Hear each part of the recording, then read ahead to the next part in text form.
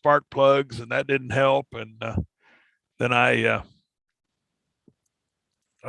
anyway, I decided, got in, did a lot of reading, and replaced the coil packs. They don't have a single coil like they did when we were kids. They have one for each cylinder. Yeah. Anyway, I got those in on Friday and replaced them, and it's purring like a kitten now. Good.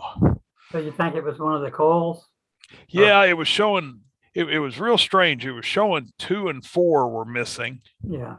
On the code, and so at the suggestion of one of my neighbors, he said swap them, like 1 and 2 and 3 and 4, and if the fault follows the coil packs, well, it didn't. It went from being 2 and 4 to being 1 and 2, 1 and 2, and anyway, so I just said, what the heck? I just bought all 4 of them, and you got to remember that diagnostic stuff is not perfect. Well, that's true too. But anyway, I replaced the 1 and 2, which were the 2 it was showing, and it started purring like a kitten. But I went back and replaced 3 and 4 too. I thought, what the heck? They'll all be the same age. And you'll be done with it. Yep, hopefully. Yeah. But it cost me between the the coil packs were non-brand name, and between them and the spark plugs, I have just a little over $100 in it. And I thought, man, the Toyota dealer wouldn't have even diagnosed it for $100. Oh yeah, they'd have charged me that just to tell me it was what. All them dealerships are ripoffs. Oh, I know. I don't go to dealerships. Well, not if you're afraid to do something. Not if you're afraid to get a little dirty and try some stuff. I mean, Hey, Sam. I think I'll just bring mine up there when it backs up. Now, you've been down that road. Well, I'll tell you what, I've replaced the hybrid battery in it 3 times. Kept getting defective batteries, and so I've done the big hybrid battery in the back 3 times. I've done the air conditioning compressor once, and now I've done spark plugs and coil pack, and of course, 12-volt battery a couple times and stuff like that. I think if I do and the hybrid inverter converter, they call it, I've replaced it. That was expensive, wasn't it? Well, it really wasn't. I bought one, cost me a couple $100 on eBay. It was out of a car that had been rear-ended. And honestly, after I replaced it, it didn't change what was going on. Turned out it was the air conditioning compressor, which is electric, that was shorted out, that was causing the problem. It wasn't the inverter converter. But anyway, I've done all that. I think if I do one more thing, I qualify as a licensed Toyota mechanic. Get certified. I can wear a little patch. Plus, your Prius ought to run for another. Well, I hope so. It's got 180 on it, and I'm hoping to get another. Hoping to drive it till the wheels literally fall off. Well, I'm way behind. I've only got 50,000. Well, this is we lost you, Ken. I can just barely hear you now. Well, I didn't do anything. There it is. You're back. This was my wife's Prius. We bought it new in 07, and then we bought her a new one in 16, and they only offered me $3,000 for this one. And I thought, shoot, for $3,000, might as well keep it just as a beater to drive around in. As a backup, man. Yeah. Well, I drive it most of the time and leave my pickup. It gets, I average about 47 miles per gallon, and for running to ball games, running to the store, running to the post office. I mean, can't beat it. Mileage on your truck too, Yep. Well, my wife's 16. Let's see, what is that? Almost 5 years old now. It's just got 30,000 on it. Yeah. Because we take the old Prius all the time. So I have a 2000 3/4 ton Silverado pickup that's only got 51,000 on it. I bought it new. Don't hardly ever drive it since I don't go camping anymore. Right. Well, I've been thinking if something, knock on wood, if something does happen to this Prius, the wheels really do fall off of it, I'm probably going to find me another little, maybe a little newer Prius or something like that, something that gets better mileage, just so I'm not driving that truck all the time. Yeah. But that truck will last you a long time. Hey, Sam, yeah. have you have put a ham radio in either one of your Priuses? Yeah, actually I've well, not my wife's. The 07's got a 5100 ICOM 5100 in it. And it doesn't interfere at all? No, not at all. It's great. I've just got a magnet mount antenna, with the cable leading out from coming out of one of the doors. And I actually found out when I was playing with it, I had been powering it. Just put a ring connector on there and had it under the little nut that holds that clamps onto the battery. And when I was playing with it with this little episode, I discovered there's a spade connector right there at the battery that's totally unused in my car. So I switched from a ring connector to a female spade and just plug it in now. It's really nice. It's connected right to the terminal. Yeah, I have yet to find a 12-volt battery in my car. I'm not that adventuresome. So what have you got? I got a 2014 Prius C. Okay.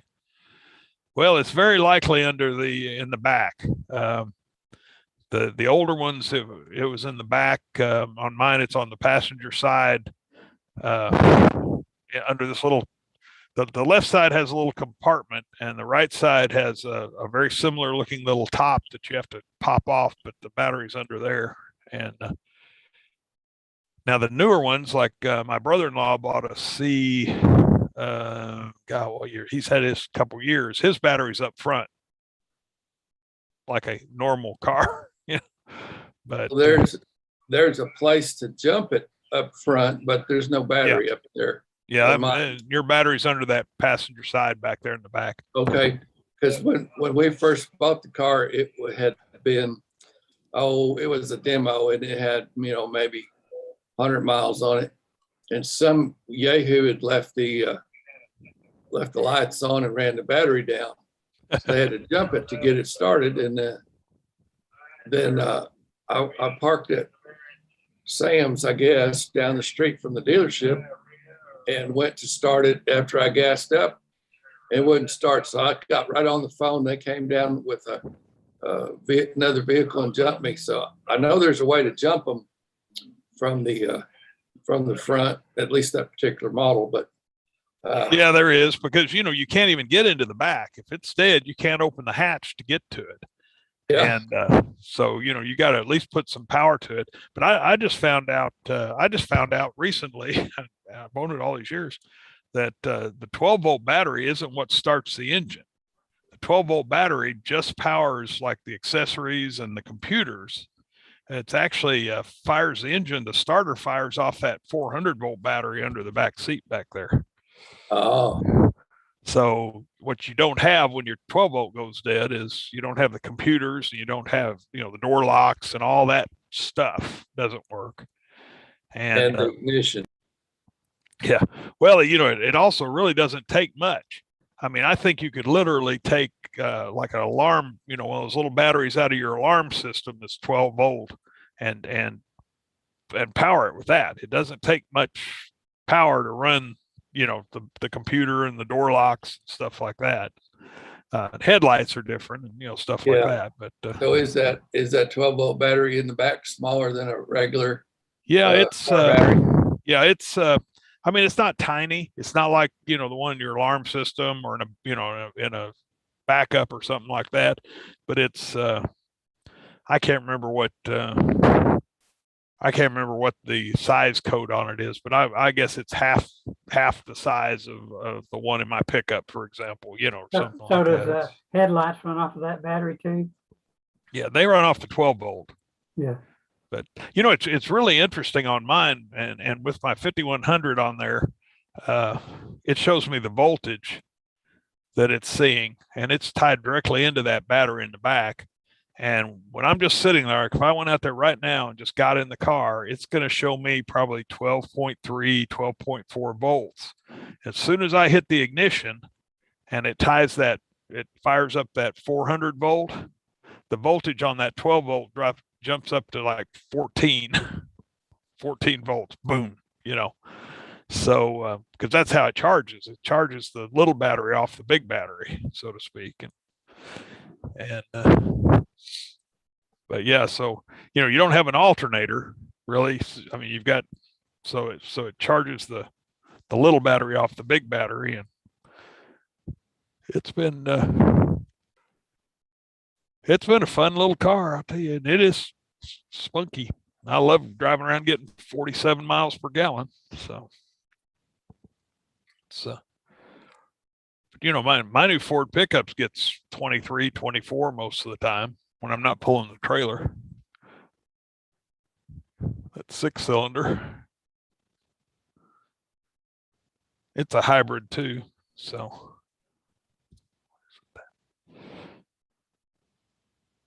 what are y'all up to radio wise? Anything fun? Carl, you bouncing off, or Ken, you bouncing off the moon? And a little bit. I've been working HF bands, 12 and 17, and a little bit on 10 meters. 10's been open a little bit, and Mike's been doing about the same thing, haven't you, Mike?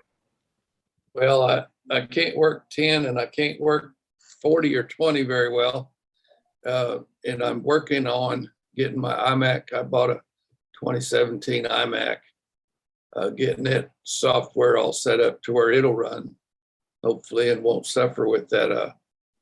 I haven't built that choke yet, Ken. I really need to get on that, I guess. Yeah, you could probably just, what kind of feed lines go into your antenna? Is it RG8 or RG8X or? It's RG8. Well, you could probably make a choke out of just use some RG8X and not even wind it on a coil form or anything. Just put about, maybe 12 or so loops about 6-inch diameter, tape it all up and tape it up there somewhere or tie wrap it, and that'll keep that RF from coming down the coax. Yeah, something like that would work. But you can just wind it without a coil form. Just put maybe 8 turns and just tape them together, and it won't be as big and bulky as putting it on that coil form. Yeah. Well, this is an old. That's too close. I can see it. There it is. It's an old jar. Yeah. A plastic jar.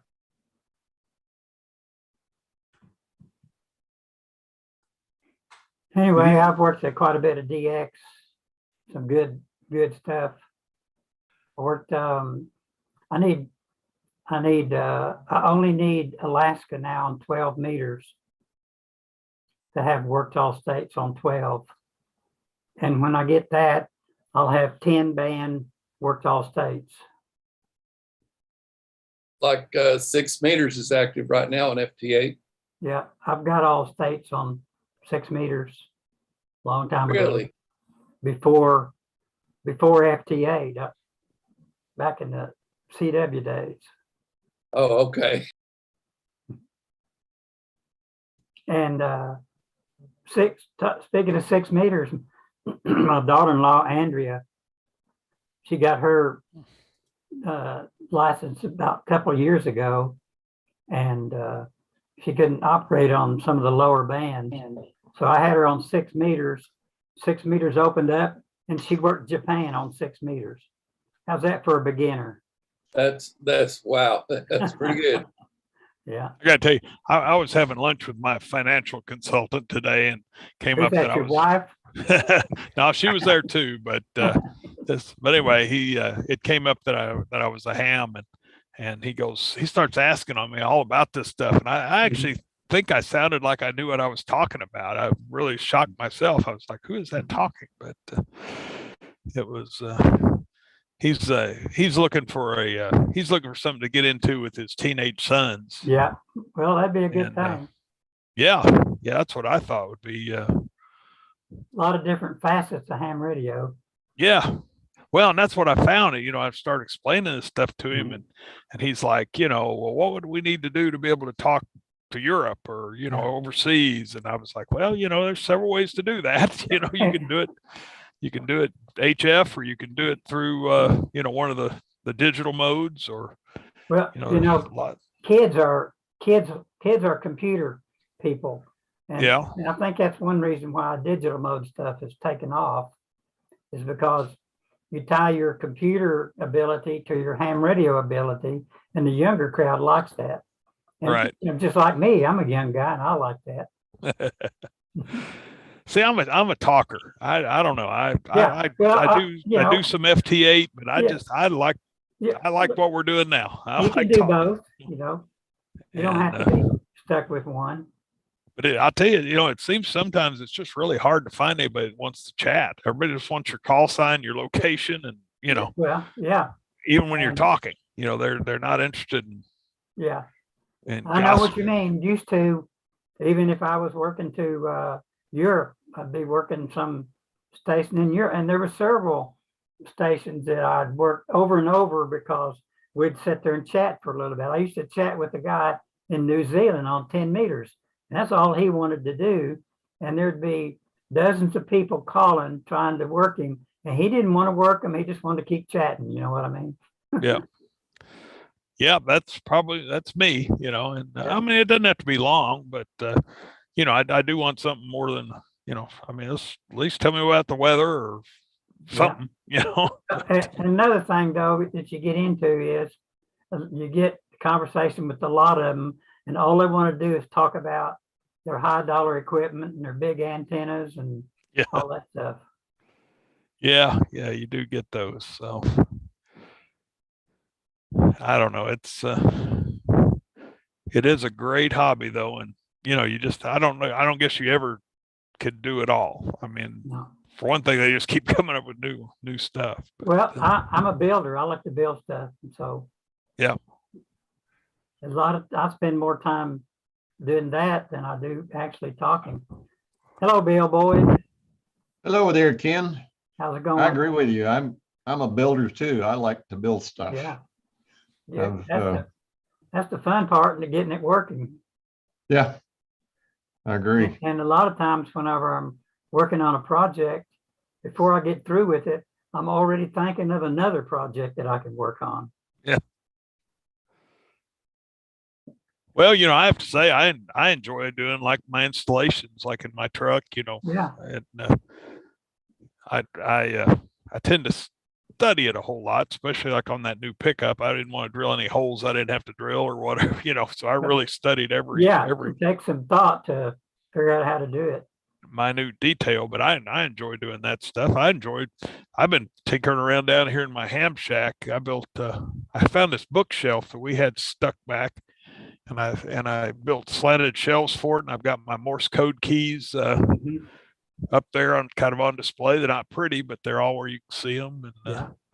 even though I can't do Morse worth a hoot, I've got getting quite a collection of Yeah. I knew you had a collection of keys. That's another part of the hobby.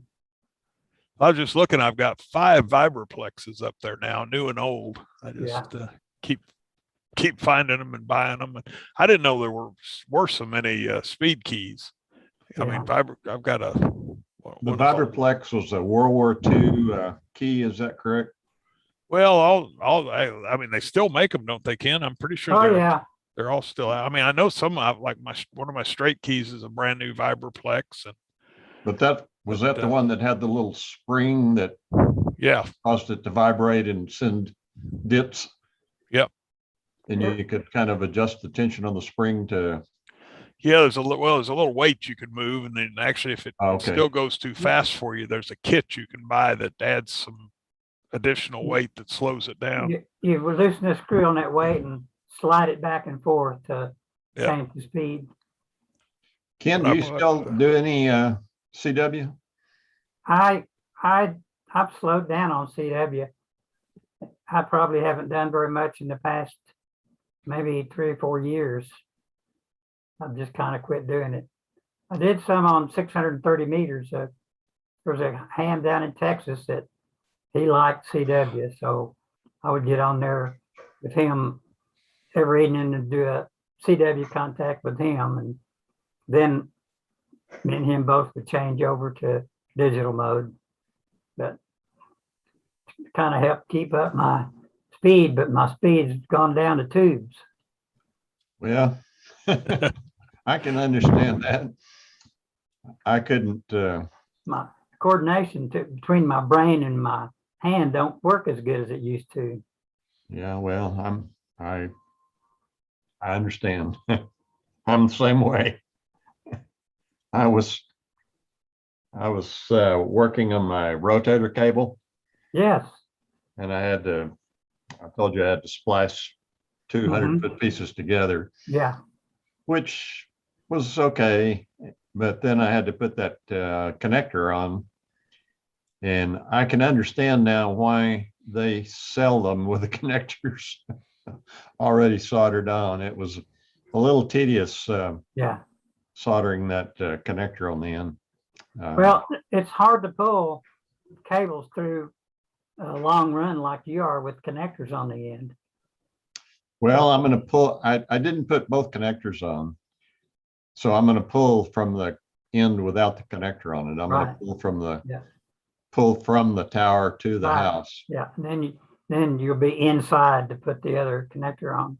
That's Yeah. the way I do with coax. And I've got something to show you here. I don't know if you'll know what this is, but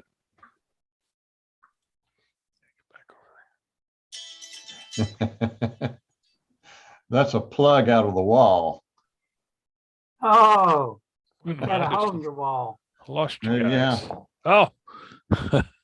Yeah, I got a 1.25 inch diameter hole through the rock. Had to get out there's about 4 or 4.5 inches of rock I had to go through. I got out the diamond bit for that. And we drilled through that. Yeah, you were talking about that a couple of weeks ago about getting through that rock. Yeah, Did you- yeah. It's Did you come out in the house okay? Yeah, we did. I pretty carefully measured. I'm gonna, on the inside, I'm going to saw it out and put a cut-in box in. Rather than just leave it unfinished. I'll put a cut-in box with a cover plate on it and bring it out through that cover plate some way. Yeah. But I've got a hole in the wall now. Right. So you're a member of the hole in the wall gang. Yeah, I'm a member of the hole in the wall gang.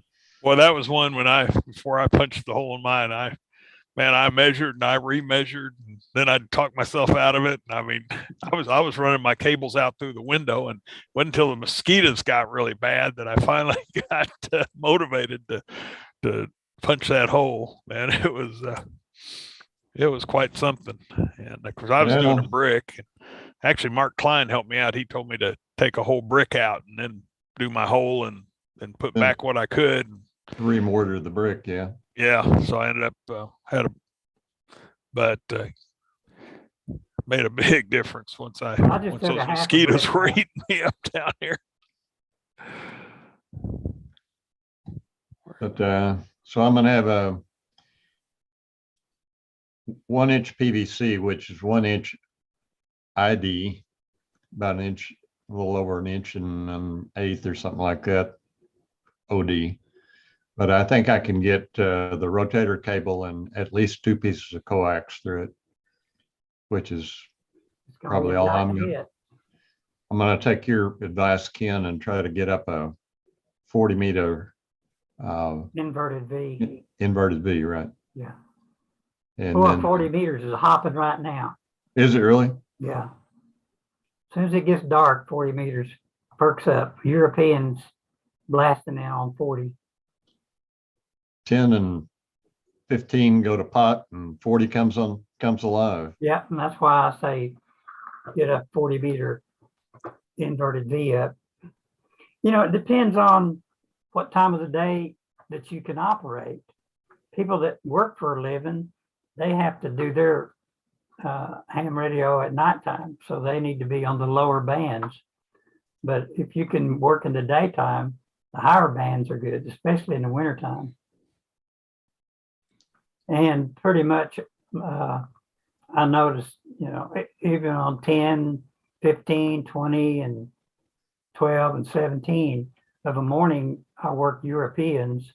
And then in the evening, I worked Japan and Philippines and Hawaii and Indonesia, places like that.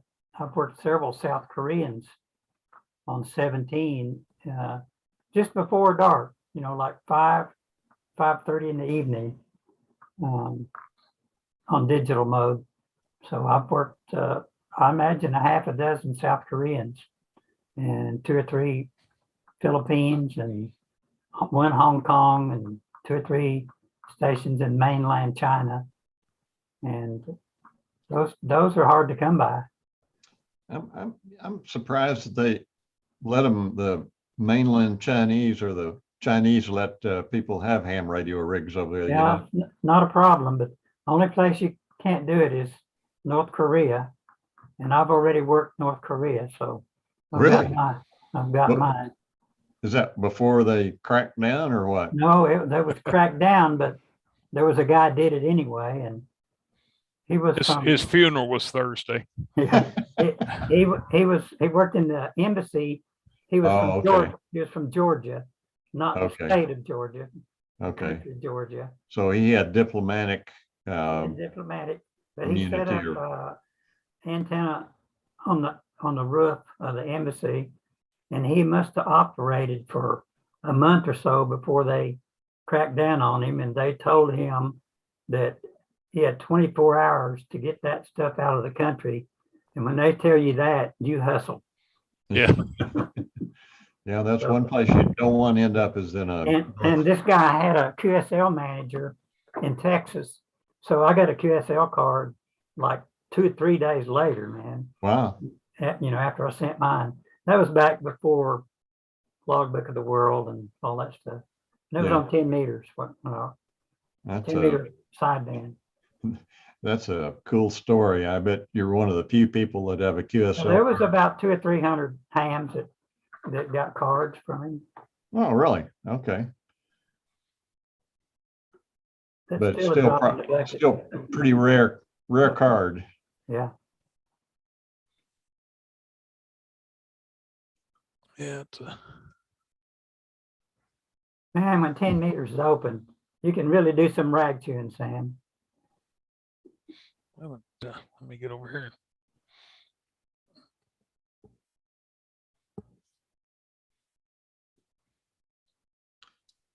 Oh, get it off. There we go. So you're gonna go ahead and pull another piece of coax through there, Bill? I don't have any. I guess I could go ahead and get some more. One thing I thought about that I talked to you about a little bit was putting a remote antenna switch, Yeah. either at the base of the tower or up on the tower or something. Yeah. Since I'm so far from. Well, I'm pretty sure that I know Heathkit made one years ago, so you know there's a modern. Yeah, there is. I've found them. So You know, and they come in different flavors. Some of them will switch several antennas, 2 or 3, and then some of them will switch like 6 antennas if you want to. I don't know. They run the voltage over the coax. I think they do. I think they do. Yeah. And I guess switch it digitally some way from. I don't know much about it, but. Well, you got a little box in your ham shack, and the coax from your rig hooks to it, and it isolates that so you can run DC up the coax. Then at the other end, at the box out there, it isolates that, got a capacitor in there to keep the RF, to let the RF go through and not the DC. Yeah. But I never have cared much for that. I always just run me a wire to switch. You haven't cared for the DC over coax?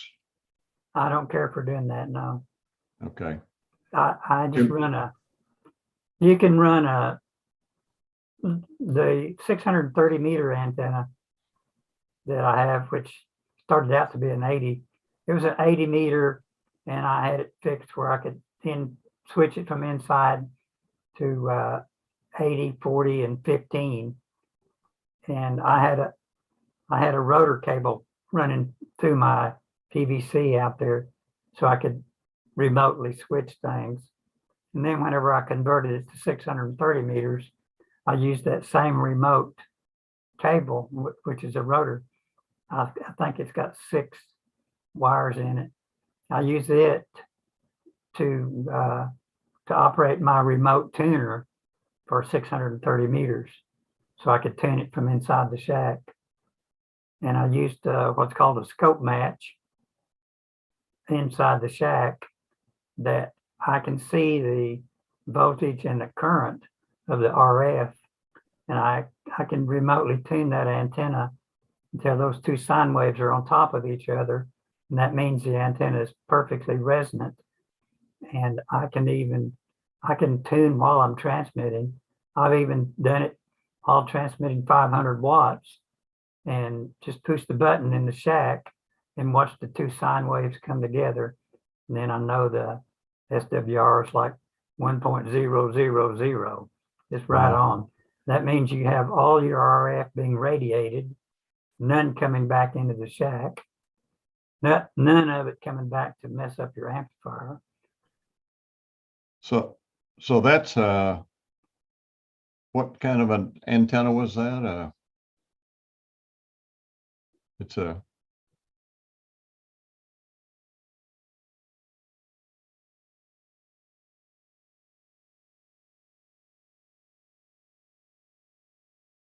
things froze up there for some reason.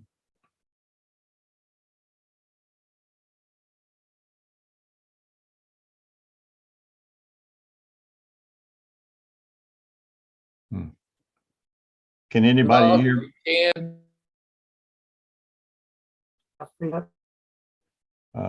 Yeah, things froze there for a minute.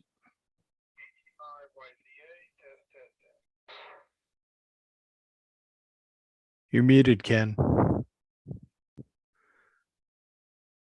And frozen.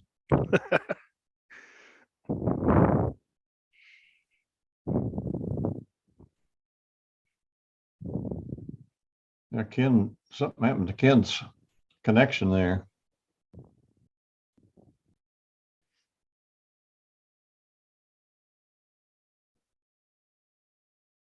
He should be back in a minute, Bill. Yeah. Sam, what that gold key? I think that's a key that's behind that shows up behind you. Okay, I'm back now. You copy? Yeah. Yeah. What Yeah. happened? I don't know. That's this one. Okay. I don't know if you can probably see it better behind me back there. Yeah, I can. I can see it really well. Yeah, that's a beautiful key. Carl's got one there too. Is that thing gold plated? No, it's just brass, but it is a hunk of brass. Solid brass. Probably weighs 5 pounds, but I don't know if you can see the handle on it. I see it. I didn't like that little thin handle that it had. So you made your one. So I yeah, I printed my own. Oh, and, yeah, that's right. With your 3D printer. Yeah. Pretty cool. I traced the other one and did a 3D CAD drawing and then printed my own. And I don't know, that little thin one that came on that actually came from the Ukraine. I bought it from a guy, he sells them on eBay, and he hand makes them in the Ukraine. And it was, 100 and a quarter, wasn't bad, for a hunk of brass. Yeah. But whenever my computer froze up, was you guys still able to talk to each other? Was I the only one that dropped out? I think so. I heard several other people speak. I think you were the only one that dropped that I know of. Yeah, Ken, you froze up. You were the one that froze up, Ken. It was you, not us. Well, I don't know. I just wondered if anybody else froze up. I lost Bill. I mean, like mid-sentence, he just stopped and Yeah, came well, back. then somebody else did freeze up besides me. Hmm. So I was trying to figure out if it was my end or if it was the Zoom itself. There was probably something on Zoom. John said it was me. I'm going to blame it on you, Ken. I'm Okay. just saying it. All right. Everyone else seemed to be okay. But it looks like you froze. It had a network burp or something. All right. Thanks.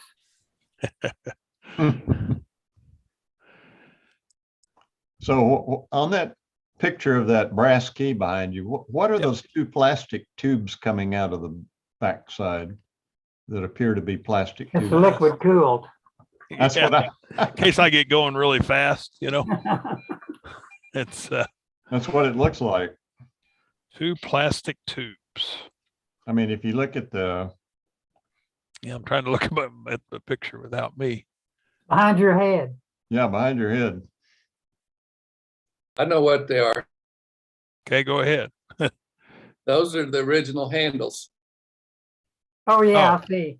Those are Yeah, that's the clear plastic. original handle right there, right That's the clear behind my plastic. hand. Oh, okay. You're looking at the Okay. edge. Yeah, I see it now. I tell you the problem, it was a optical delusion. Yeah. It was. It was. Well, I'll tell you, the thing I didn't like about that handle, it was kind of thin and it. I also use an iambic sometimes where you got the two paddles, side by side, and so it would kind of confuse me. It was like it had a different feel, so I wanted a wider paddle on there so that my fingers are kind of the same space apart, no matter which of my keys I'm using. So the one you made is thicker than that. Yeah, it's about 4 times as thick as that. It's see if you can see Oh yeah, I see. how thick it is there. Yeah. Yeah, I'm with you. It just, gave it, when I'm switching around keys, it gave me a better feel. It's still not as wide as like on a speed key or something like that, but it's not, I'm not like pinching it either. So anyway. Hey guys, I'm going to bow out of here just for a minute. I got somebody calling me on VHF. I'll talk to you here in a little bit. All right.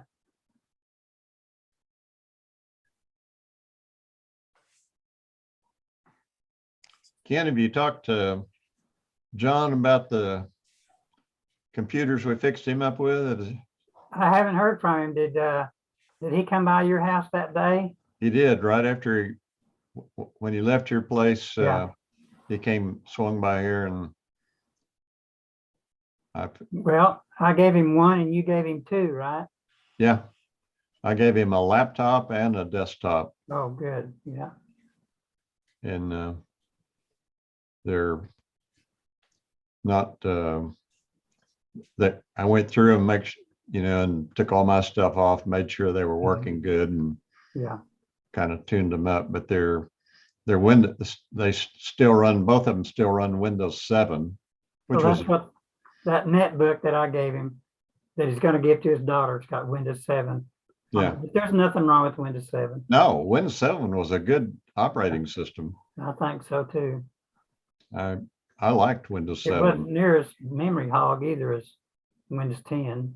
Right. But they don't support it anymore, so Right. But that doesn't matter.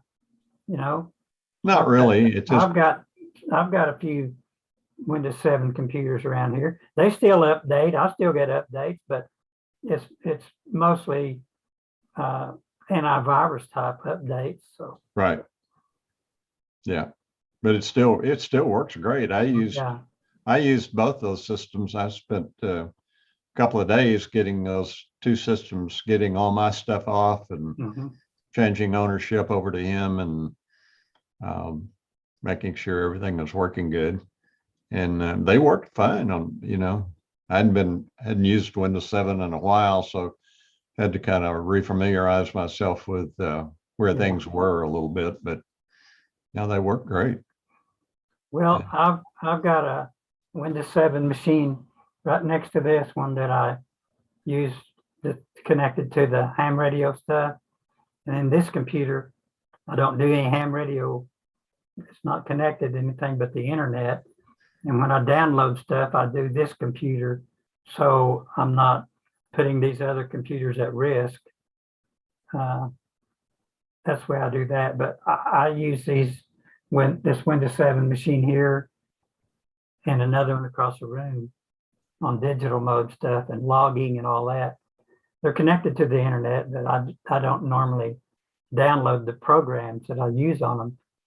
I download them on this Windows 10 computer and then transfer them through the intranet over to the other computers. But it works fine that way, and all the internet stuff connects between Windows 10 and Windows 7. It's just, you never know. You can't really tell.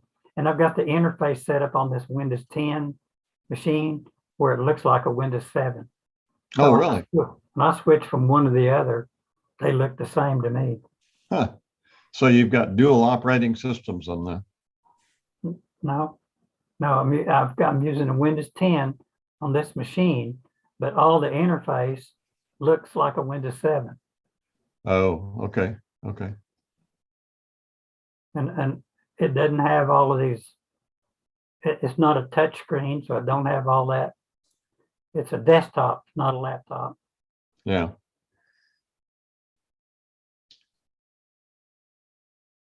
And I don't have icons on the screen on any of my computers. There's no icons all over my monitor screen. They're down in the bottom right-hand corner in the tray. There's a button down there called desktop. And I click that and all of my programs come up on the right-hand side of the screen. The reason I do that is if you have an application open and you have a full screen and you're doing something and you want to open another application, you can't see it because all the icons are covered up. Follow me? Yep. So you got to either close that one or minimize it or something to be able to see your icons. I don't. I can have a full screen something, and if I want to open up another app, I just go down to the bottom right-hand corner of the tray, click on the button and pick whichever one I want. I've always set Windows 10 up like that. I've got used to it now. I probably wouldn't be able to work the other way.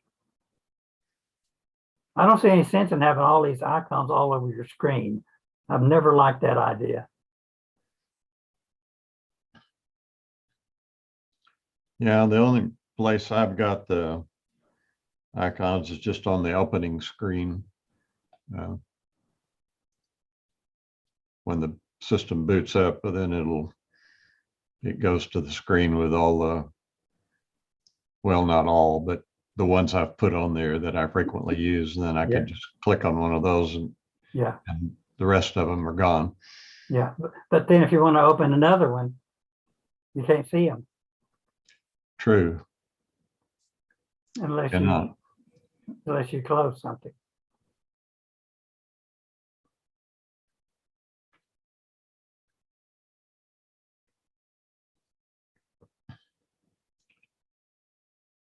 Yeah, I shared your concern about trying to pull that control cable through there with a connector on it, but I kind of plan to do it that way anyway, to have because I want to, be able to run it down the tower and then have the slack I need at the right place and then pull it through the tubing to the house. You got your antenna together yet? I've got it probably 65, 70% together. They shorted me a few parts and I called them and talked to some guy and it was 3 hose clamps with another clamp attached to it that the elements run through, and ask them if they since they shorted me those parts, would they expedite it, shipping them to me? Sure, they should. Yeah, they should, but he said, well, I'll see what I can do about that. Yeah, right. Now, it came by Pony Express. I Yeah. haven't got them yet. They don't seem to care once they get your money, you know. Yeah. That, it's an inconvenience if you have to do a delay in building something for a week or so, especially this time of the year when if you have good weather, you want to get something done. So you have good weather and can't do anything because you don't have the parts. Yeah. Yeah, that's why I chose today to get outside and start drilling holes through the wall. Work while you can. Yeah, because it's going to get cold again. Yeah. Well, I hope that hole's big enough for you. Well, it could be enlarged. Yeah. Um, I'll bet you enlarge it. you think so? Yeah. Maybe not this year, but eventually you will decide you need more coax going through this. Eventually, I'm going to end up with a 2-inch hole there, Yeah, maybe 3. huh? Wow. You could put a lot of coax through there. There's a picture of a hex beam up there. Yeah, Carl. Carl's Yeah, picture. ice covered hex beam. Is that yours, Carl? Yes, Did you build that one, Carl, or did you buy a kit or? it's a KIO. Kit. That's the ham guy that does them, right? Yeah, Yeah. yeah. Pretty much all the ham guys all the hex beams are from a ham guy, but yeah, that's one of them. KIO, and I don't remember the rest of his call sign. Yeah, I tried to order one from the ham that I was aware of that he's pretty well known for them. And he said, I'd like to sell you one, but I can't get fiberglass tubing and I don't know when I will be. So I'll put you on a waiting list. And DX Engineering had them in stock. So I went ahead and ordered the DX Engineering one. Carl, you been getting on the air lately? No, not too much. Just UHF and VHF.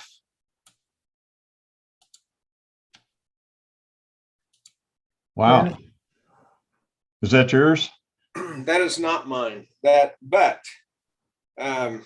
mine got covered in ice just like that, and all the spreaders bent just like that.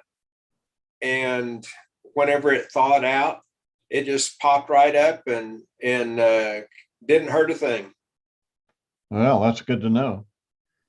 Yes. Yeah, there's 2 hex beams that tend to be better, I think, build quality than most of the rest of them, and KIO is one of them. But I guess the most important thing is to make sure that you've got some kind of bracing for ice, either ice cords or ice bracing that usually extends out to the middle of the spreaders. Well, that's something this doesn't have, but I think I could add it pretty easily. And probably will. How much gain does that have, Carl? Oh, mercy. I don't even remember. It's I got that antenna about 5 years ago, and it hadn't given me a bit of problem. DX Engineering claims a little over 5 dB of gain on theirs. And I assume they're all about the same, I guess. Probably. They're real similar in construction anyway, it seemed to be.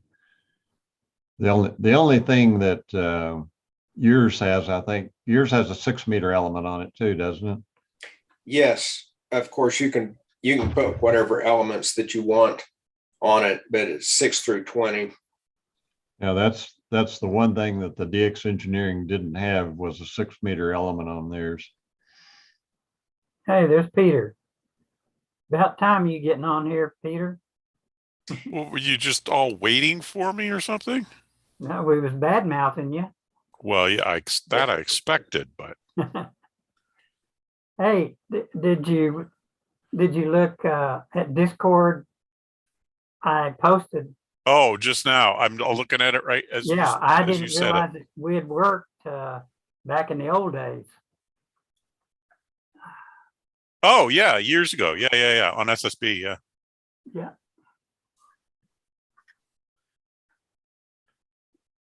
And FT8. I worked you on 12 2 years ago, 3 Yeah. years ago. Yeah, but it's funny, we worked 6 and 2 single sideband in 2009. Yep. And then in 2015, we worked 6 and 2 again.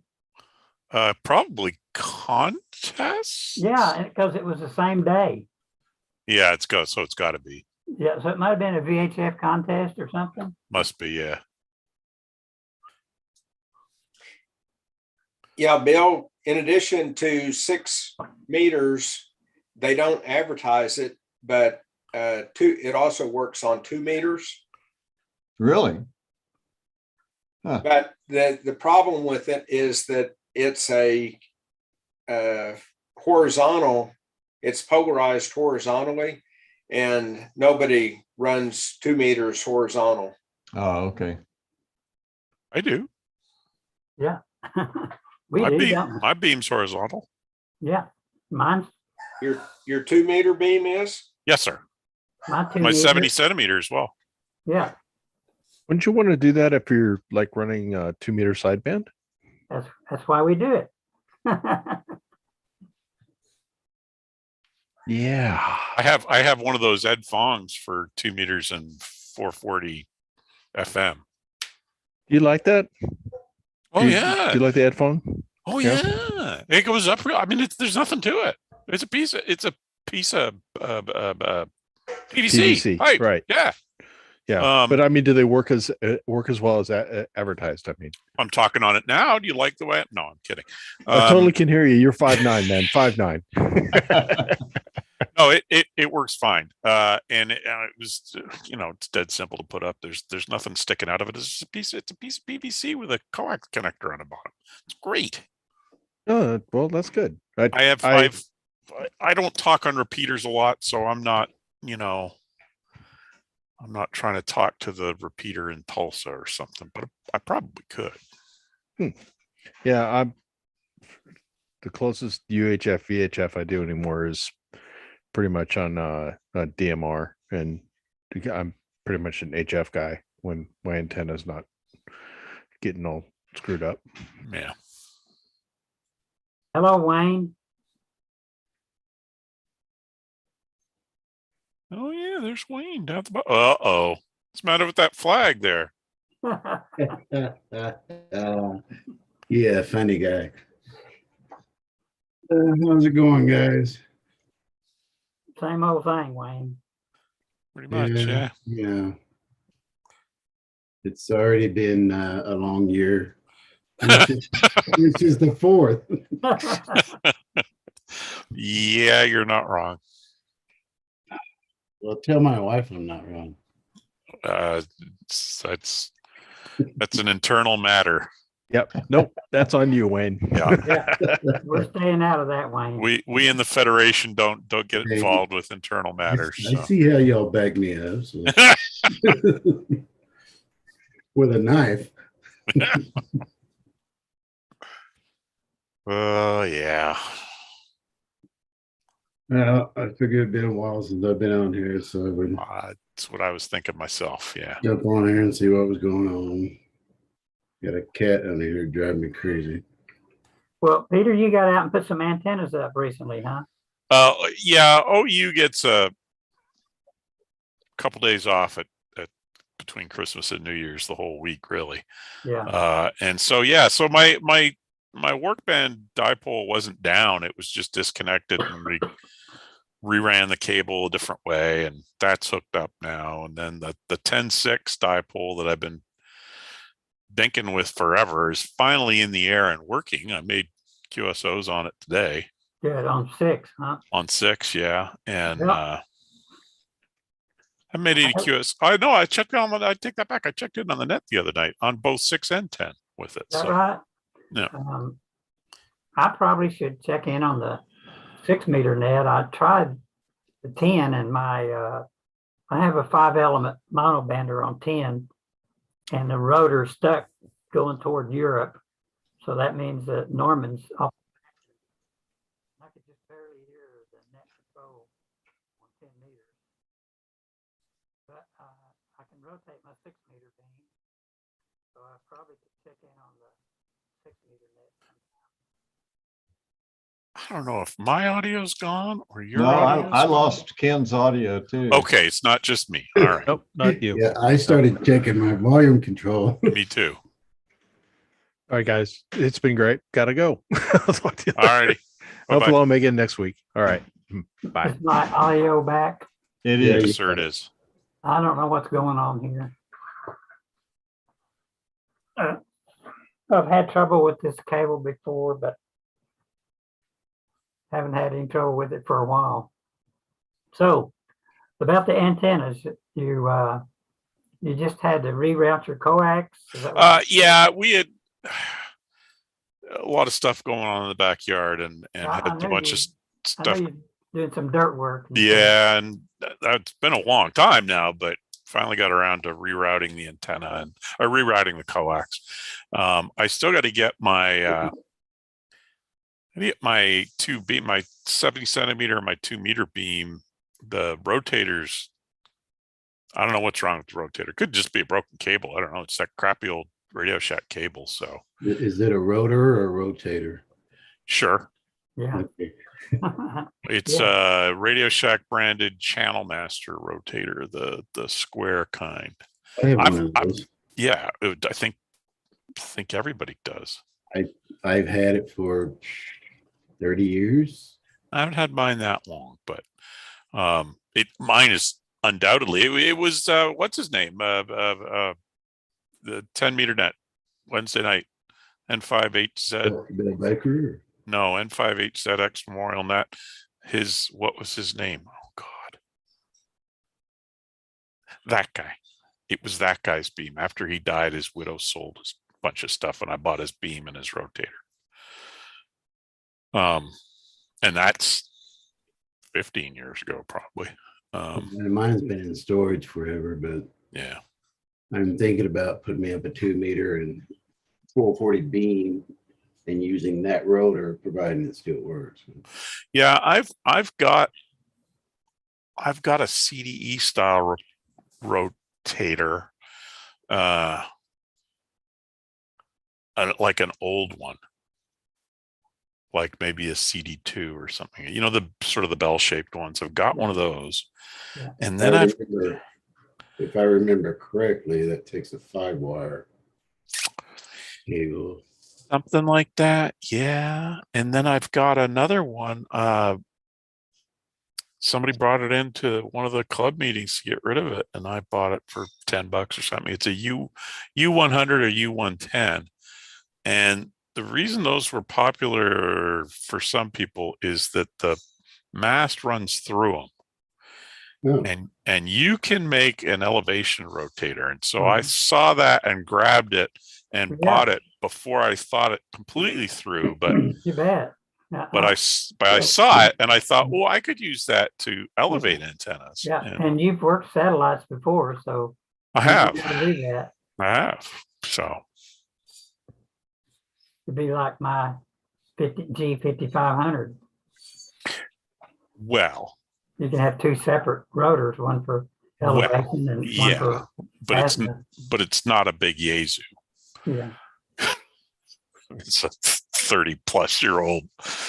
Who Alliance made the U100s, I think, Yeah, or I U110. think so. There was Okay. another company, Kepco or something like that, that made them. I can't remember. Yeah. Kepco or something. I don't even know if anybody. I mean, there was the Channel Master. If anybody makes them, it's probably still Channel Master because that company's still around.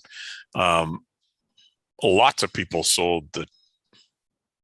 They just branded it further. Radio Shack. That's a Channel Master, but they just branded it Radio Shack. Yeah. TV antennas are coming back as people cut the cord, so-called cut the cord with the cable company and put up an antenna for local stations and then stream the rest of their TV.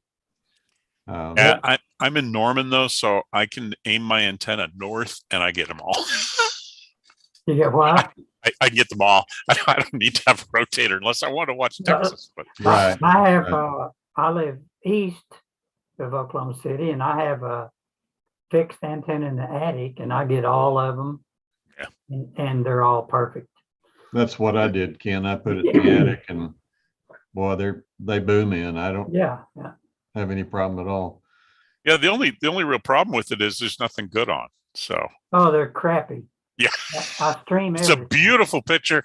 Terrible shows. Tell you what I did, and then I live out in Bridge Creek, so I'm southwest, and I just have the beam pointed toward. It's actually a TV beam. I just have it pointed toward like 235 and 44 up there toward Edmond, and that's where most of the towers are. I get a lot of them, but every now and then I have to scan again, and I scanned again the other day, and I picked up like 3 or 4 extra channels. The stations pop in and out all the time. It's and I mean, like, go on the air, go off the air, come back on the air. It's weird these days. A lot of them are very low power. They're like a couple hundred watts. Well, there used to be only 2 number 5s, and now there's 5 number 5s. Yep. And that's the PSIP. That's not even the RF channel. Yeah, you're not receiving that on channel 5. Channel 5, I think, is on.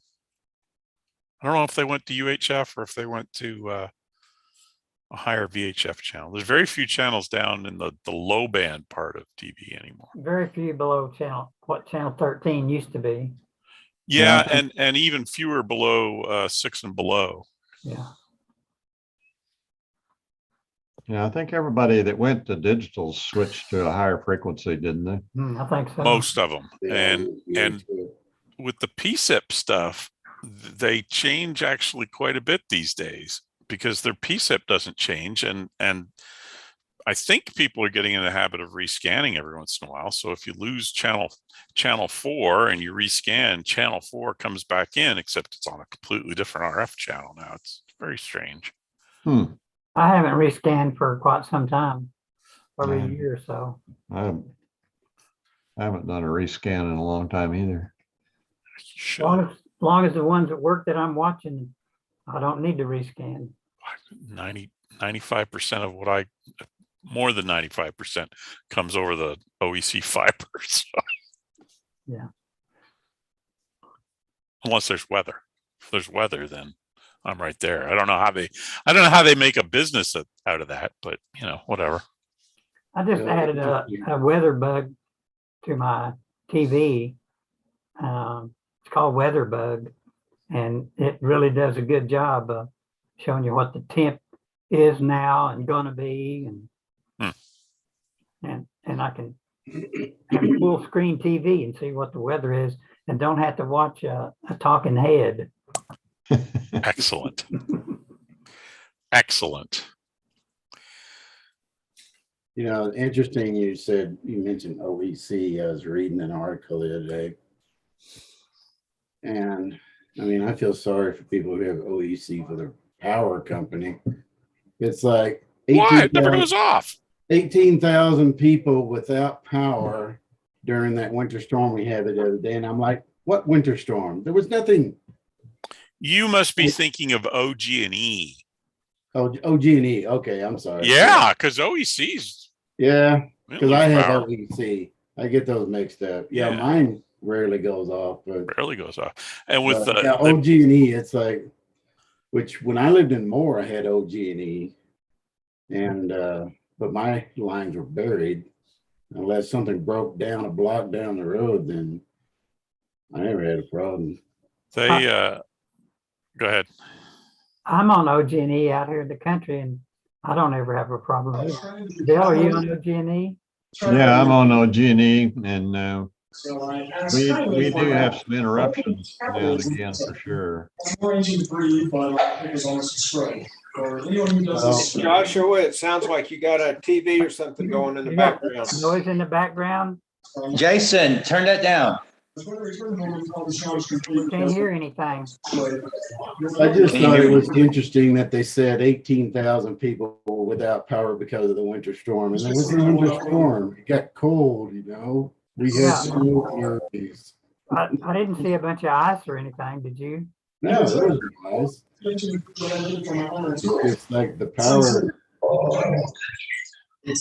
transformers just freaked out. I can't wait. I can't wait till Thursday. Thursday's Are gonna be you a on big my, one. are you on my list? Yes, Mr. Laws. Oh, good. It's going to be busy. We've got 9 people signed up. I hope I get my ticket on Thursday. Have you been taking practice tests? Yes, I have. Excellent. Have you been passing the practice tests? I think the last 6 or 7 times I've taken the practice exam, I've passed it. Even excellenter. Here's the setup. Here's what I've got set up. See? Oh, that's a 5100. Yep. Oh, he was a Very better nice. than I do. Very nice. I got a 3D printer, so I printed out the faceplate bracket and the mounting bracket for the radio portion, and then I had this old bamboo cutting board. I just screwed it all to. So Oh, cool. I thought you were going to say you 3D printed the radio, but That's what I was thinking. So that's 2 And meters, 2 meters and 70 centimeters. B-Star, yeah. Seems like everybody's got a 3D printer now. It's like a friend of mine's son who is like, I don't know, 12 years old. This guy prints stuff on 3D printers. Wayne, I like the background. I love it. I love the background. Thank you. Don't bump your head on that thing, though. No. Yeah. See, when I move my head, he's shooting photon torpedoes. But Hey, it's a Constitution class. It could take it. that's right. So how is it you can put those photographs up in the background on Zoom? Is there some function that? Yeah, Yeah, you go into video. bottom settings, left-hand corner of your screen. and then you go into background. Now, I will say that your camera has to be able to utilize the background. Because I have one over here on my other computer that I can't do because the camera doesn't have the technology. If you click on that, Actually, it's not the camera, it's the computer itself, the video card.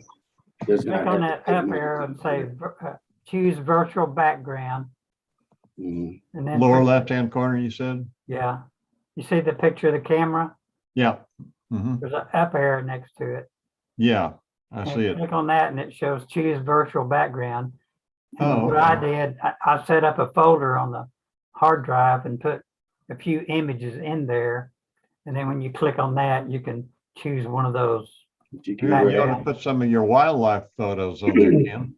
I'll put one, there's a Yeah. background that I shot right there, sunset. There's a moon shot. You have to make sure that, and I use JPEG files because they're compressed and the file can't be huge or it won't work, but Here's a deer well. photography. This deer shot was published a 2-page spread in Outdoor Oklahoma magazine. Huh? we're in the theater. Oh, there you go.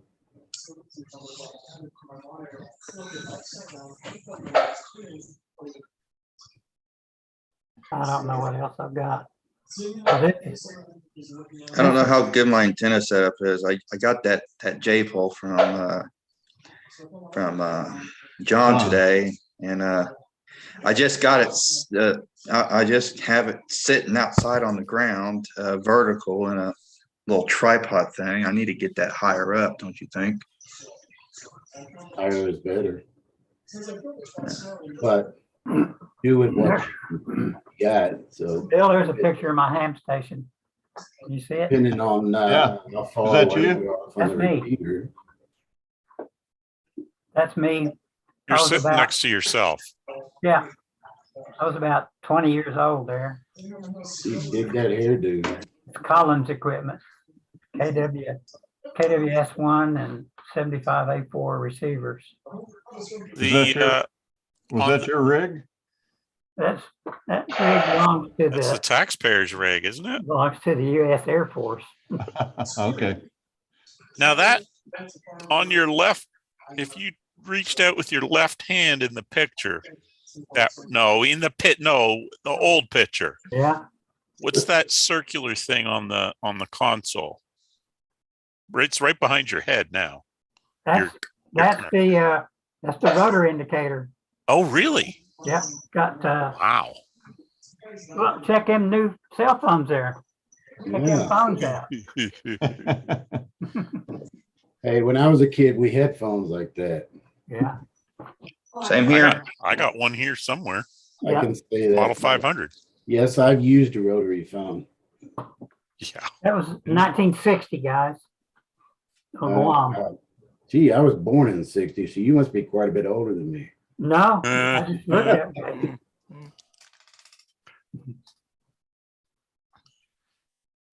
What's that picture, Carl? Is that driver's ed or something? That's driver's ed. Those Or are the Bumper machines. cars. Those are the machines that used to drive in driver's ed to get you prepared for driving out on the street. How about that? There's a picture screen at the front of the room, and you had controls, the steering wheel, brake, and gas pedal. Ah, Wow. Nowadays, they need to have drivers ed at the Texas Motor Speedway.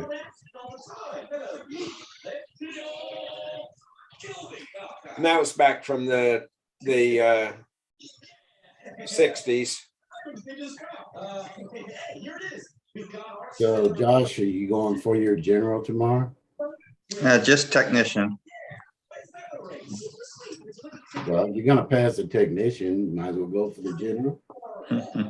Same low price. Same low price, yeah. No pressure. You know, even if you didn't study for the general, Josh, you'll get half the questions right anyway, even if you've never even looked at one of the questions on the study pool. I just been concentrating on technician. I haven't even looked at general much, so. That's fine. And that's good. We're there every month. Get that out of the way. You've only got 3 tests to go. Back in the day, we used to have 6. Oh, I heard someone come over.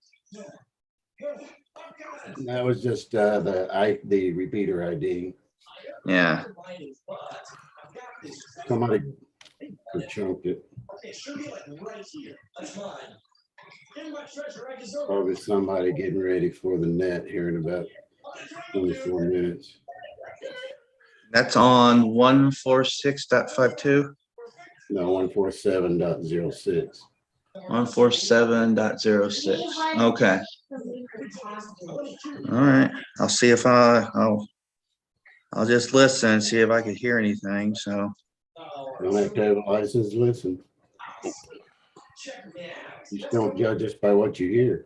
I'm a Navy guy, so I've about heard everything. So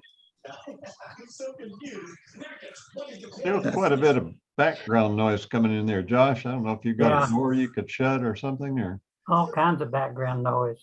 it's my kid. He's watching the TV. So it's not a door you can shut, or no, my living room and home office area are kind of all opened up and If you mute yourself, you can then use your space bar as a push to talk. Oh, Good practice for radio anyway. So Good idea. oh, that does work. How cool. I didn't know that. I'm on Zoom all the damn time, so I know all the little All the stupid tricks. stuff. Ugh, yeah. Well, I wish I didn't, but That's what they call him Peter Zoom. I'm glad you told us that, Peter. Hey, I probably could use that too. that looked like Jeanette in the background there. probably was, yeah.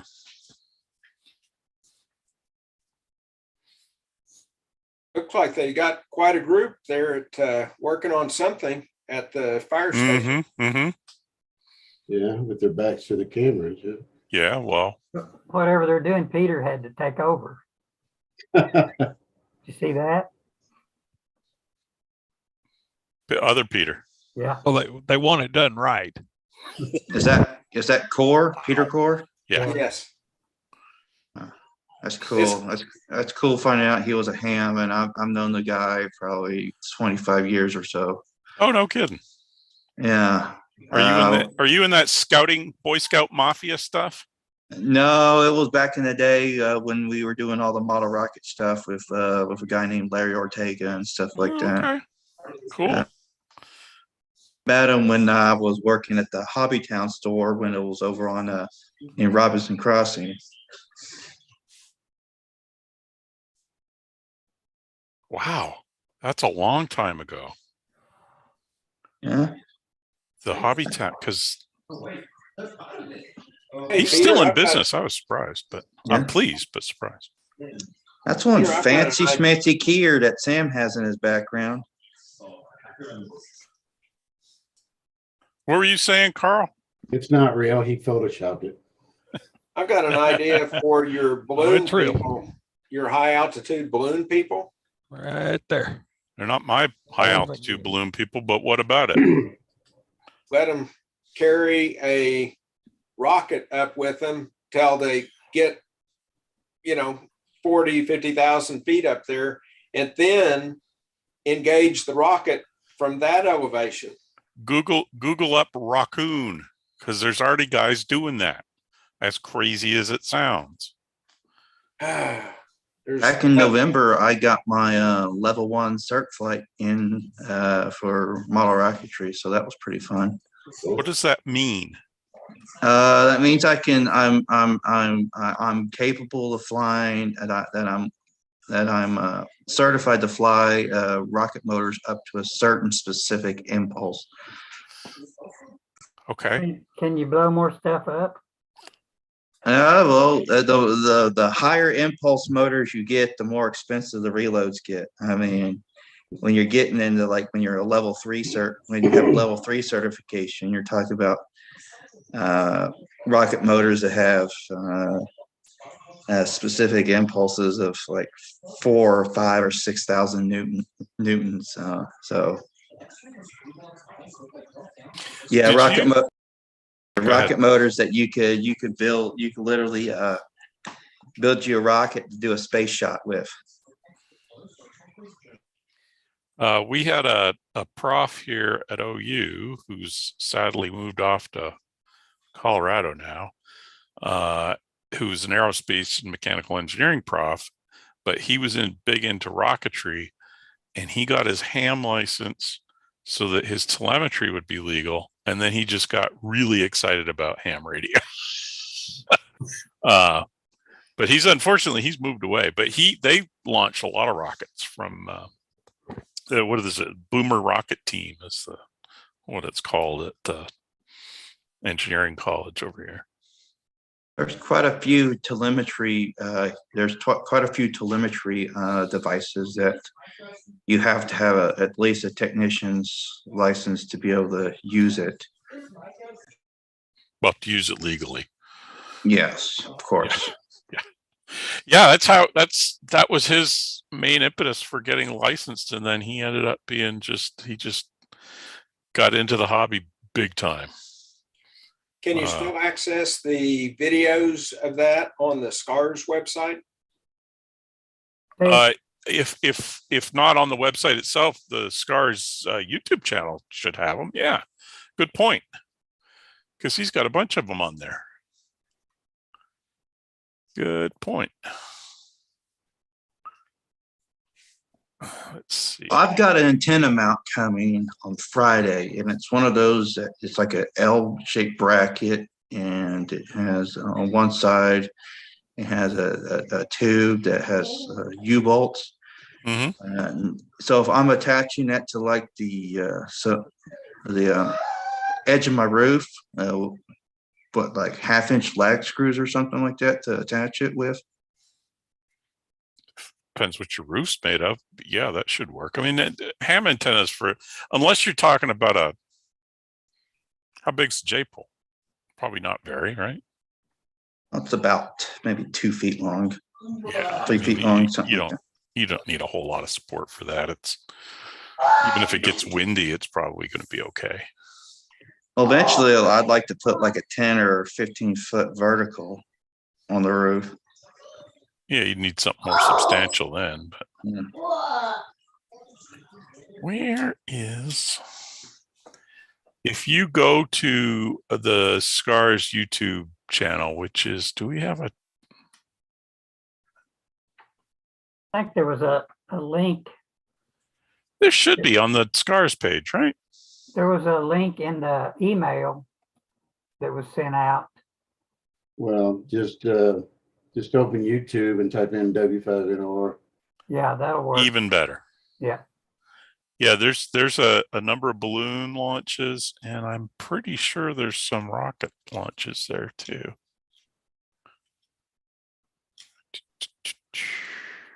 So I was up in my attic not the other day. I found it in my attic like months ago, but there's an old, I think it's a VHF, UHF TV antenna up there. One of those typical arrow shaped looking ones. Mm-hmm, mm-hmm. And I was thinking, is there any way I could salvage the elements off there and make antennas out of it? People do it all the time. Cool. So I've got the materials to make some dipole antennas and maybe a couple of Yankees on that thing too. Possibly, yeah. I'm sure if you Google around, I'm sure somebody's got dimensions and stuff. Yeah, I mean, the long elements were already set up for VHF and the short for UHF anyway. Just a little bit of trimming wouldn't be a problem. AARL sells a really comprehensive antenna book Yes, they do.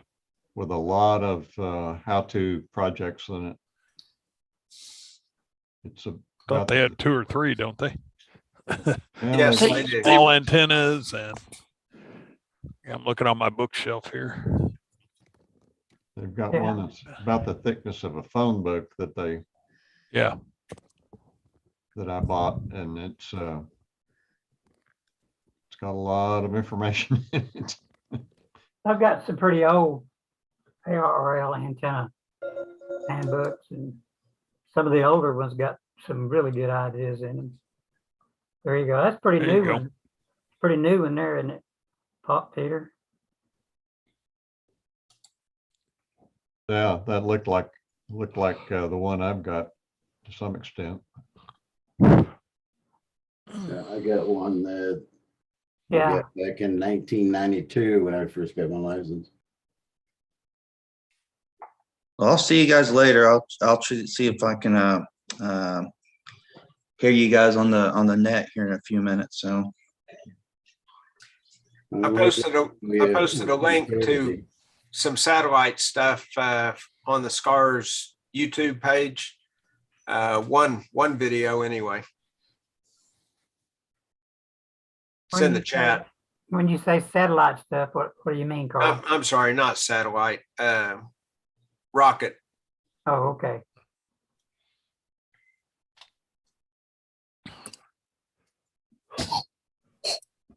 But Josh already bailed out, so oh well. Yeah. Yeah, he was bailing. I think his youngin needed some attention there. He was showing him something. Yeah. Anyway. So So since it's so quiet, I'll ask a question. I've decided that I need a guy. I can't even think what I need. Anyway, I'll think of it here in a little bit. Sorry. Get two of them then. Yeah. Well, if they're free. They're It went cheap. for us. If they're, Oh, I tell you, I just lose words anymore. I mean, Hey, it's don't it's feel like the crazy. Lone Ranger. It's crazy. They just I'll probably have that problem when I get old too. yeah. Okay, I need one of these things that you put on the end of a piece of coax so that you can transmit and not really transmit and not burn up your Dummy load. The dummy dummy load. load. Yes. See the dummy part. I should have remembered that. It's my middle name. So how do I figure out how big do I need? I mean, I see them everything from paint cans. I mean, all I've got's a 100-watt transmitter here. That one right there that he's showing you will I can probably barely. be good enough. That's a MFJ, looks like. Yep. I've got a similar one. If you just do That- 100 watts, you don't need anything real big. Okay. Yeah, this is alleged to work 1 through 650 megahertz, and it probably does. And it's 300 watts now. There's a derating curve, right? And they actually print the derating curve right on it. Okay. Because you don't want to run, what do they say? 300. You don't want to run 300 watts on that for 10 minutes. It ain't gonna. Right. It's gonna Right. be unhappy. So what's the model number on that little critter? This is a 260C, but they've got all kinds of stuff. This is a similar thing. It's made by Victronics. Vectron. You know who Vectron? You know who Vectron's made by, right? Who? MFJ. MFJ. Oh, okay. They're all about the same thing. Yeah. Yeah, I mean literally. Mine's got an SO239. Yours is good for. Oh no, yours has got an SO239 as well. Yeah. Looks like 1.5 kW, 1 to 650 megahertz. So it must be the same thing, huh? I don't think mine will do 1500 even for a few. No, mine says 300 megahertz. Well, 300. mine looks exactly like yours, Peter, except it'll do 1.5. I figured they just put more crap in the box. Look at that. Yeah, look at that. It looks like, Same thing. Yeah, I probably won't do it for very long at About 1500 3 watts. seconds and it'd be smoke. Yeah. If that Yeah, I makes mean power. this one is derated to 120 watts after a whole minute from 300, right? So Yeah. is that the only criteria? Is the wattage, not what frequency you're Yeah, well. it's a you don't dummy have to load, worry right? about I it. mean, right? it's- You don't have to worry about it because you're not no, operating above No, they're- 600 megahertz. Yeah, they're purely resistive, so you really don't have to worry about the frequency, I don't think. As Okay. long as you're checking something 50 ohms. Yeah, and most of them will go from like 1 to 600 megahertz. So it's pretty broadband. Yeah, I can see Well, that. I just get on there. I mean, MFJ has 40 different ones, I think. I mean, it's just boggling crazy. how many different ones they I have. know they bought out all these other companies. Well, there's nothing wrong with these MFJ dummy. No, loads. there really isn't. MFJ does some stuff very well. Dummy loads, SWR meters, tuners.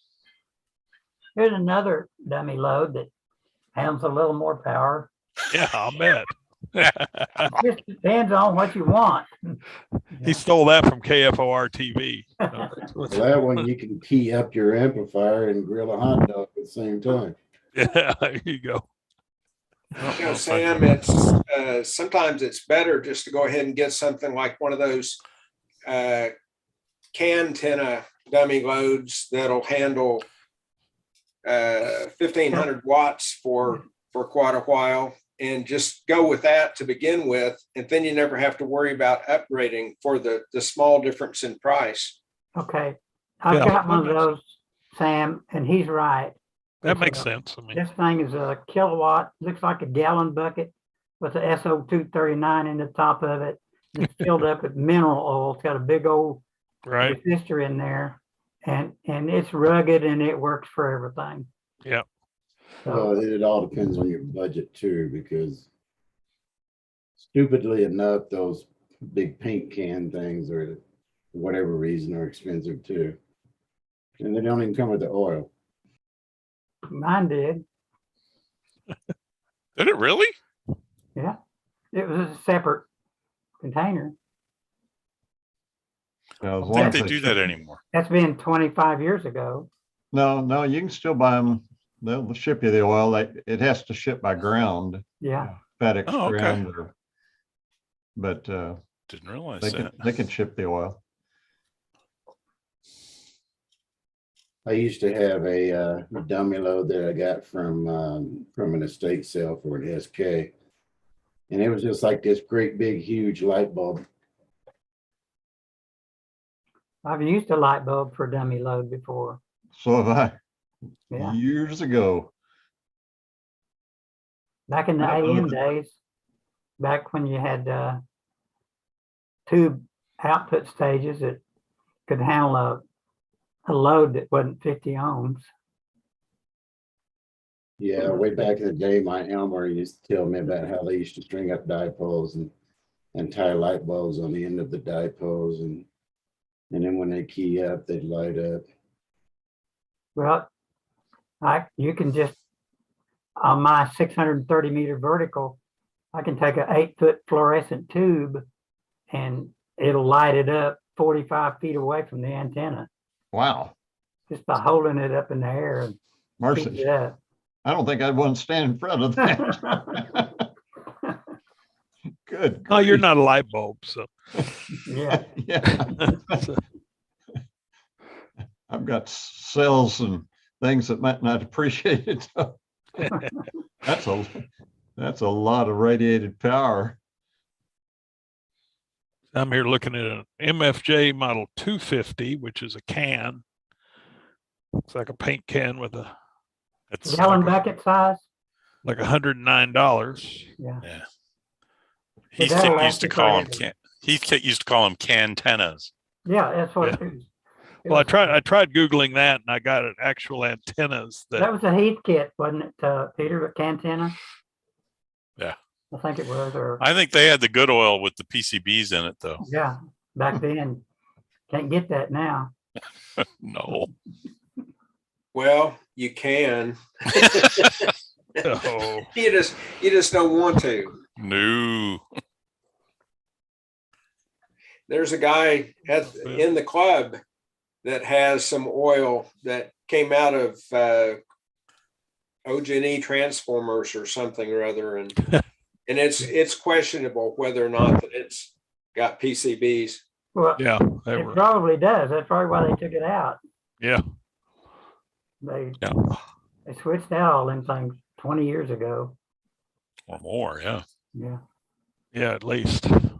Yeah, Sam, you can buy a smaller dummy load for maybe half that price, but if you get one of them, it'll last you forever.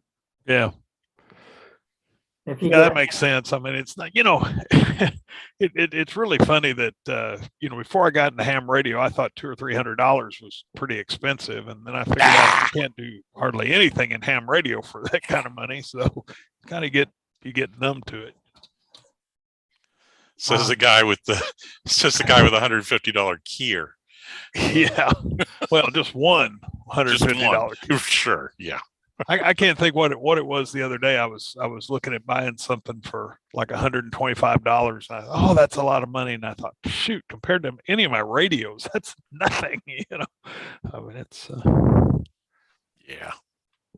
everything costs a lot, no matter what you do. Yeah. You go try to do some woodworking or build something. Yeah.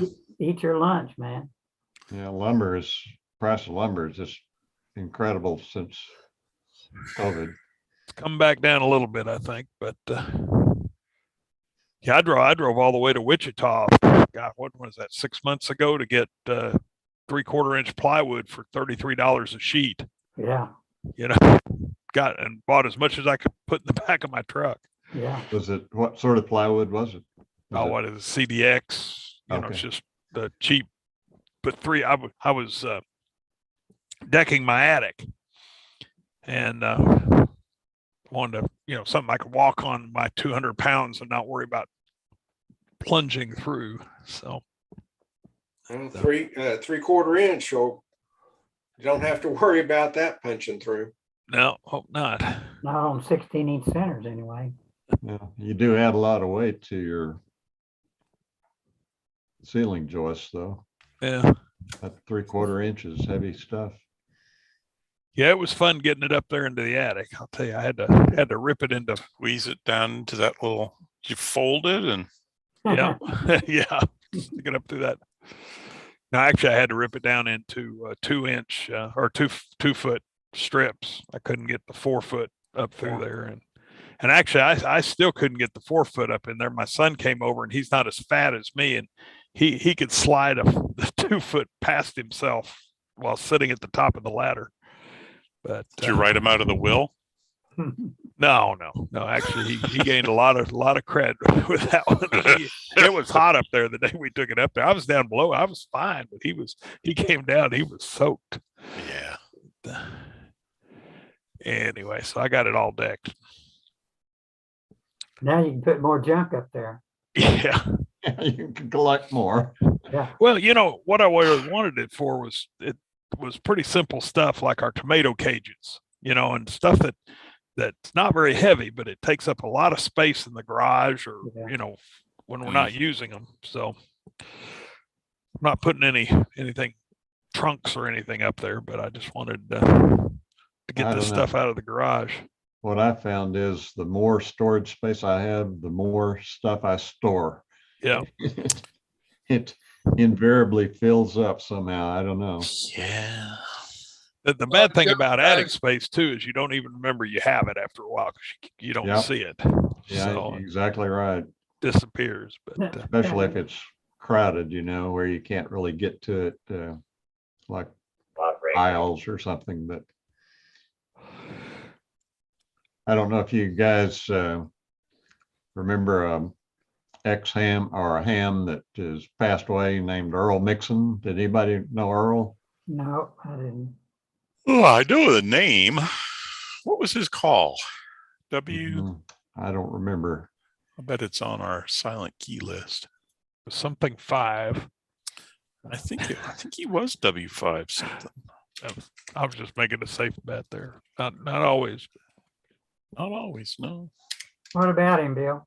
Oh, I was up in his attic one time and you just can't imagine. I mean, he had floored the whole upper floor of his single-story house, but he had built shelving up in the attic and just had it packed. I couldn't believe it. Whole thing didn't come crashing down, but he had a lot of neat stuff up there. It was all interesting stuff. I've got a bunch of tubes up in my attic. I need to get them down and give them to somebody in the club. N5 MAF was his call. I had a friend whose grandfather had his model train up there, and you climbed up this ladder, and there was this little platform you sat on, and you were surrounded by. I mean, the whole attic was one big model train track. It was amazing. But only usable in the wintertime, though, right? Yeah. I don't remember it being, but I wasn't up there, all year round. He didn't let us go up there. It was his train track. Didn't get those attics, man, they get hot. Blazing hot in the summer. So, Peter, who can I give you a bunch of tubes to? And I don't know anymore. Anybody in the club? Does the club have a place to store donations or? Not really. I pulled up N5MAX's. It is listed on our website. What kind of tube you got, Keith? Yeah. The call sign sounds familiar, but can't place him. And you got any 3-500Zs? No, I don't have. I have a 4-1000 though. Ooh. I want to build an amplifier out of that. Build a 1,500 water amp out of that, couldn't you? It's getting hard to give them away. The guy retire from OU. There's a little tube. There you go. Yeah. Wow. Wonder if you put them up on that OK Trader. That'd probably be the best place. Yeah. Well, the thing of it is, all these tubes in my attic are questionable, you know. Some of them might be good, some of them might be bad. Take them down to the Rexall and use their machine. Yeah, right. You got any 6146Bs? I might have one. I'll have to look. You got an amplifier that uses them? No, I have an old Kenwood TS530. I need two of them. Yeah, And a that's what 12 John's got.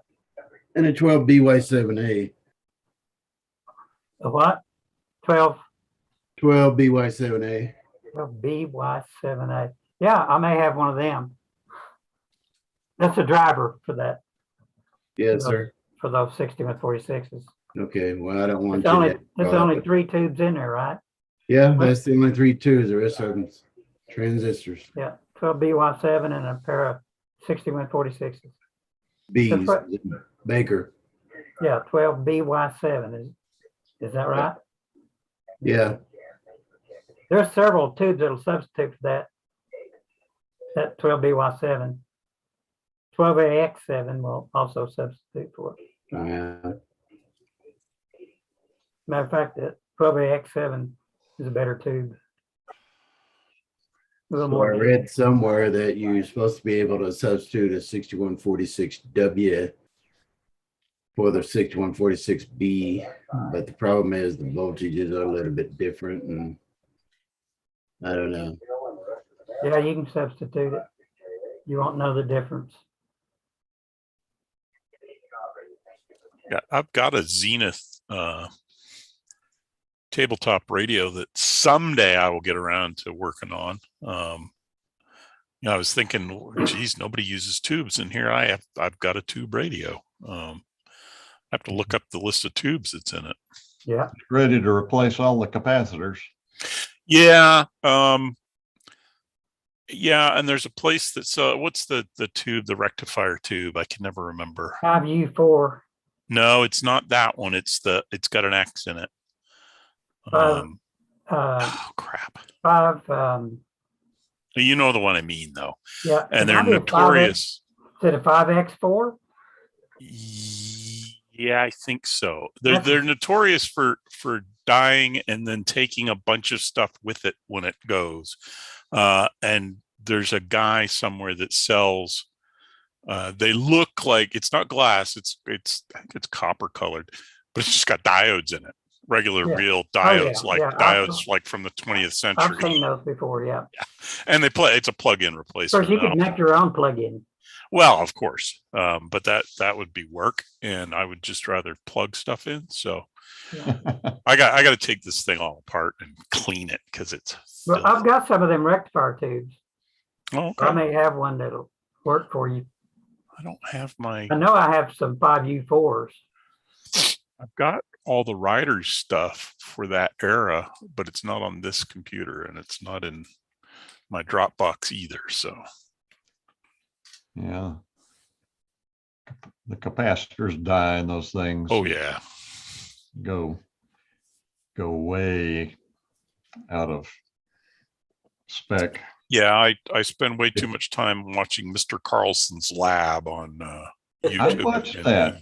Yeah, he's pretty good. I don't know. He's probably my age plus or minus a couple of years, and I'm 58, and I don't know how he's so knowledgeable about stuff that was state of the art when we were either not born or little kids. Because he's really and he's knowledgeable about solid state stuff too. But yeah, he's pretty good guy to watch. So. Yeah, he's a smart guy. Yep.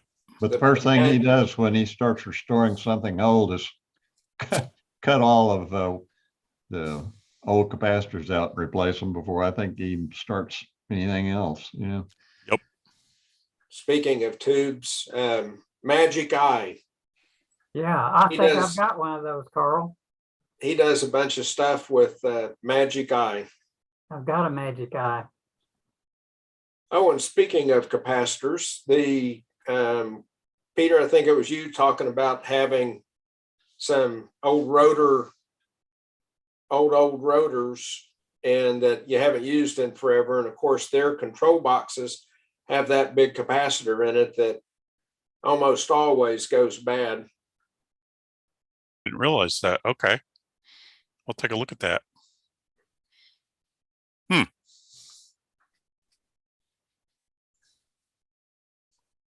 Yeah, it's a AC motor. So it's got that like a run capacitor in there.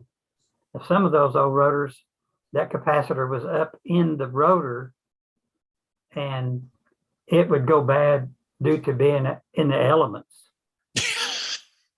Yeah, that's a bad place for a capacitor. I would It's a bad think place so. for a motor too, but Yeah. what are you going to do?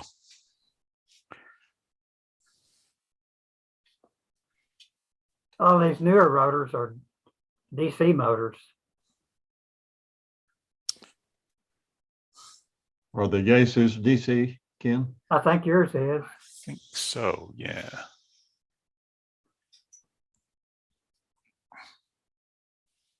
Haven't got to try it out yet, though, have you? No, I haven't. I did get out of the box the other day so I could get the connector to Yeah. solder on the end of the cable. That's a big connector, isn't it? It is. But it's surprisingly, the pins are surprisingly close together in that in that connector. Once you get all the shell and everything off of it, it's I had to get out my my magnifiers. Anybody use one of these? I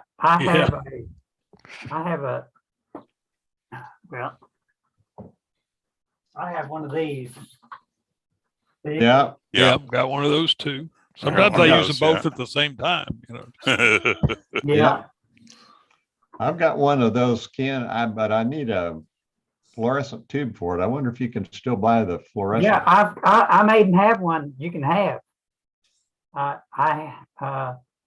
The old one died mechanically, physically it broke, and I had an extra fluorescent tube for it, and I know right where it's at. Ah, But this one I've got now is LED, so that old fluorescent tube won't fit it. yeah. Well, I went to the No. dentist the other day and he had these, they looked like safety glasses, but they had these little binoculars Yeah, on each lens. And I said, oh, that would be cool. And I said, yeah. how much? He goes, $1,800 or something for that. Well, never mind. Get on the internet and there'll be a Chinese copy somewhere for Yeah. $30. Yeah, that's no kidding. But Bill, are you the guy that was a conditional 100 years ago? That's me. That was you. Okay. Yeah, you and I looked up Bunch of my- stuff. my old call sign. Yeah. You found it in an old Call book or something. call book, exactly. Yeah. Okay. You were physically, a physical call book. God, no. And the call book. I've got I actually have a couple that are not that are from the 80s or 90s that Jim had from back in the day, but no, it's all the call book you can get. There's a pretty good collection of them between worldradiohistory.org and archive.org. Pretty much every call book you've ever known about is out there. So I think we found mine in a 66 or 67 or something like that. that. Maybe 68. I don't know. Yeah, I looked at your call sign and the way you were talking, it's like you're not talking the way somebody with a call sign that looks like that usually talks. So that's when it clicked in my head. You mean his present call sign? Yeah. Yeah. Gotcha. Was your original call taken by somebody else or Yeah, it was. I was kind of disappointed, but okay. Somebody jumped. It was K5LDM, and somebody jumped on that, I guess, some time ago. That's a pretty good call. Yeah. Not too far from yours. I mean, A little bit after mine. yeah. I just got 2 shirts and a hat done with my vanity call, so I think it's about time to change it now so I can Yeah. Yeah. keep the monogramming people in business. I've had this call so long, I wouldn't know what to do if I changed it. Same with me. So who's anybody going to the meeting this Saturday? I'll be in this same little box that I'm in right now. Yeah, I think I may too. Same little box. Yeah. Yeah, I read that and on the newsletter they sent out, and somewhere in there, it said this meeting is on the 8th, which is the first Saturday, but somewhere in there. Mike failed again. Now, Ken, your audio dropped again. Yep.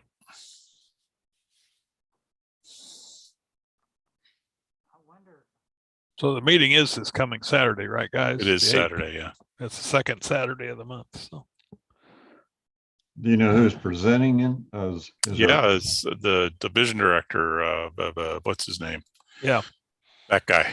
That guy. Yeah. N5AUS. Crap. God, So What is his name? There you go, Ken. You got it. Is it working now? Yeah, it's working. You So what's jiggled he the gonna right talk wire. about? What's he going to talk about, Peter? How great the league is, I assume. Yeah. yeah, usually what all they're doing for us. All the wonderfulness that they are. And I don't want to sound skeptical. I'm a No, member no, and no, I no. will always be a member, but I'm a life member. well, if John, you know, John something. yes. N5AUS, John. If that I was guy. younger, I would do the life member thing too, but I don't think I don't think it's a paying situation for me. Yeah. The other Ken that's at the fire station said he was going to hook his video up today so that they could have a video going over the table that they were actually working on. Is that what he's doing? He didn't get it working. No, he just did it. He's down there. Walking around with it. Yeah. Just when you started talking about it. Well, that's why I mentioned it. And okay. And he also just changed his call sign to his original call sign. Yeah, he went back. HFE is his original. Yep. Oh, there he is. So he was lucky enough to get his old call sign back. Yeah, we looked it up one night here on an Elmer night, and it was available. And we appreciate this. Don't drop your laptop. I wish he hadn't been drinking before he swinging on. That's funny. Pretty clear audio and I mean, pretty clear video.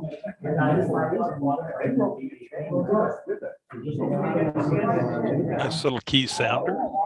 Yeah.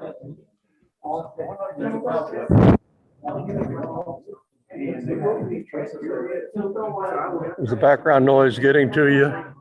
Not too bad. Not too bad. Ken. Actually, I probably ought to mute for now. You could commentate to us. Is that little key sounder back there yours?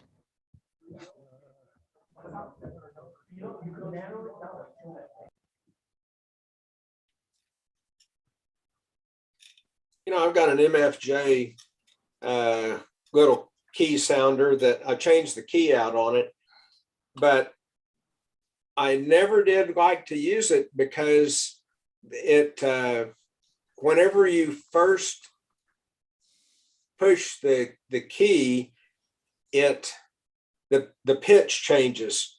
And like if you do a da, well, it'll go, yeah. Yeah, It mine is. does that too, especially when the battery goes down just a little. I But mean, that's real life. That's the way them old tube CW rigs work. okay. Yeah, Carl, you taught me how to do it through my 7300 without actually transmitting. So I haven't used mine. I've got one of those too, but haven't used it since I figured out how to go through my radio. So you turn the power off and just use the side tone? No, you actually, let's see, I'd have to turn it on to remember how to do it. You don't have to turn the power down, but I always do, just in case there's an accident and you accidentally key, because I don't have a antenna hooked to that, to the 7300 that I'm using to practice keying doesn't have an antenna hooked to it. You could hook a dummy load to it, would be a safe thing to do. Yeah, or just leave the power down to 0. Yeah, I trying to remember how what is the Oh, I bet you turn the break-in off. Yep. Yeah, the break-in. That's what it is. Okay. And then when you key, it just makes the side tone, but it doesn't transmit because the transmitter's not on. Okay. Yep. I was just looking at my 746 trying to figure it out. Yeah. Okay. Well, the nice thing is that if I do decide to actually transmit, I just turn that back on and go after it. But I heard a C. Yeah, so did I. But I didn't hear the Q. Yeah, it's there. You're just I got crazy there. Anyway, I can do CQ. I got that. You know, talking about sounds in the background, I've got a turkey that's must be in my yard just outside my radio room window that is really making a lot of noise tonight. Really? I used to work with some of them. You're not talking about me now, are you, Ken? No. Ken and I worked at the same company for 30 years. And didn't know each other. Right. Weren't you guys Seagate guys? Yeah. Yeah. Okay. But we know a lot of people that each other know. Yep. But we didn't know each other. Yeah, that's true.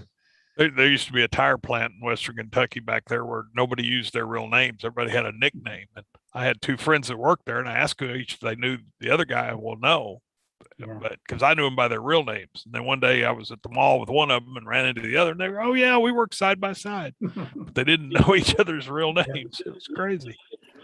Hey, there's John. Yeah, John finally made it. We can't see you, John. Speaking of tube radios. Well, now that John's here, I'm going to go QRT. I think that'll make him happy. No, stick around. No, I need to get going. Oh, geez, I was watching the basketball game. We'll probably see you on Friday, though. Are you going to actually do it this week? I actually did it last week about 25 after 4. Once I remembered what day it was and what time it was and where I was, and noticed that the sun was up. And hey, there's some video on John. He's got tube radio right there next to him. Well, hybrid. All right, I am going to get going, guys. We'll see you later. Good to see y'all. Okay, Peter. John, I'll see you Friday. So getting back to tubes there, Ken, what was that tube you held up? What did that go in? It's a 4-1000 transmitter tube. Okay. It was huge. Goes in a big amplifier. It's huge. I don't know how much power that thing could put out. 1500 watts or so, Ken? Or Yeah. The problem with those big old tubes, the filaments on that thing is 5 volts at 20 amps. So you gotta have a pretty big transformer just to light the filaments on that thing. Yep. Then you need 3,000 volts on the plate. Oh, my word. Half amp at 3,000 volts is 1,500 watts.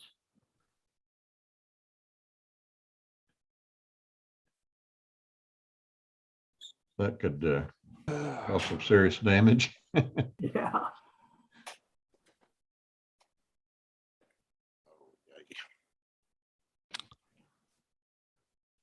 Well, guys, I'm going to get out of here too. Well,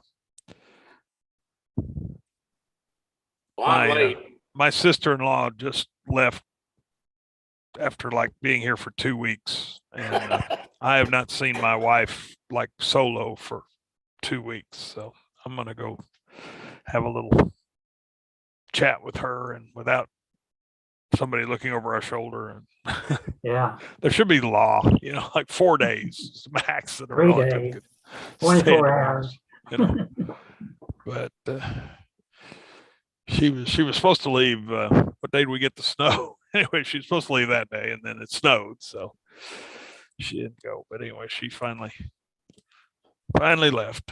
Nice lady, but enough's enough. So anyway, you all have a happy new year, and I'll see You you too, Sam. Saturday if you're on here. I'm probably going to do this. All right. Anyway, maybe next week. See you. Bye-bye. Okay, John, tell us, get all them computers hooked up and running? Yeah, I do. I have one down here. Thank you, Mr. Bill. And I have another one inside. And then my daughter's been studying for her test on Thursday on the computer you gave me, Mr. Ken. And she's just about there. She took the practice exam. She was 26 out of 26 or 26 out of 35. Yeah, She's just about there. She wants to take her tech test on Thursday. yeah. Good So deal. I told her three passes and we'll go. Is Three she in a taking- row. Yeah, Is she taking both elements or just the tech? She's gonna take one element and then she's gonna take the other one out in February. Okay. So, well, want to tell you, Mr. Bill, thank you for the computers. Really appreciate it. So which one are you using down in your shack? I'm using the tower you gave me, the compact. That one's being used for digital mode. Oh, okay. what? Digital mode? What's that? Well, that's cats can't mess with me. Well, I'm glad you're getting some use out of them. Yeah, and I got 2 daughters studying for the test. So That's great. the laptop that you gave me, what was that? What program are they using? What do you mean? Hamexam.org.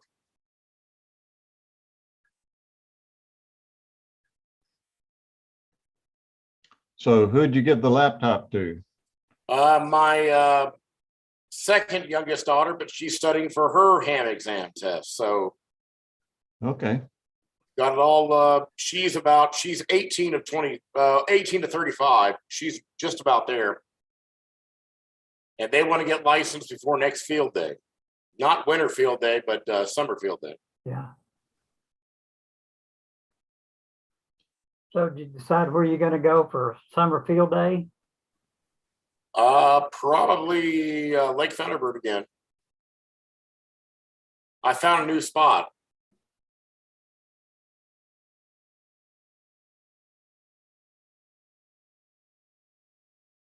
So when you went over at Bill's house, did you throw up that inverted V for him?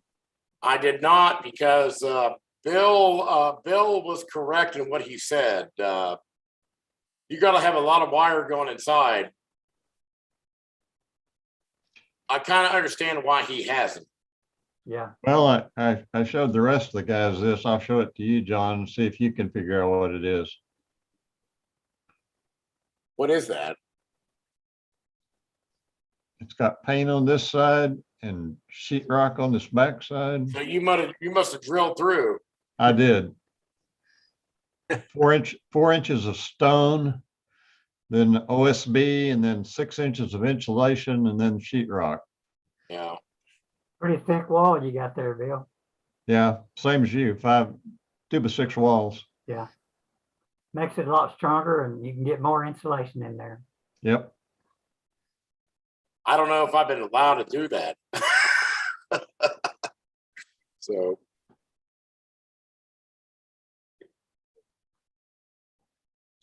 Yeah, we drilled this today. now, Bill, have you thought about? I know it's been cold. Gonna get that inverted V out of there. You mean the hex beam? Yeah. Sorry. Well, what I think I'm gonna try, those elements will collapse. And I think I'm gonna put it all together and mark everything very carefully as to where it goes. Then loosen the clamps up and collapse the elements down, or the fiberglass tubes down, telescope them together, take it out of there, and then pull them back out to the marks and tighten the clamps back up. Or that's my plan anyway. Sounds reasonable to me. Now, Yes, the question that I have, where does that tower fall over? What, at 15 feet? I'm sorry, what? So you had a winch right there, right? With Yeah, the tower? there's a 15-foot pole behind the tower Right. with a pulley across the top. Kind of like, I kind of copied what Ken did on his. I saw a picture of his. Then I've got a winch It's a mounted gin down. pole. It's a gin pole with a winch. And when he cranks it, it pulls his tower up. So he can put it all together on the ground and then crank the tower up. Is that what you're asking? Yeah, That's the plan. there you go.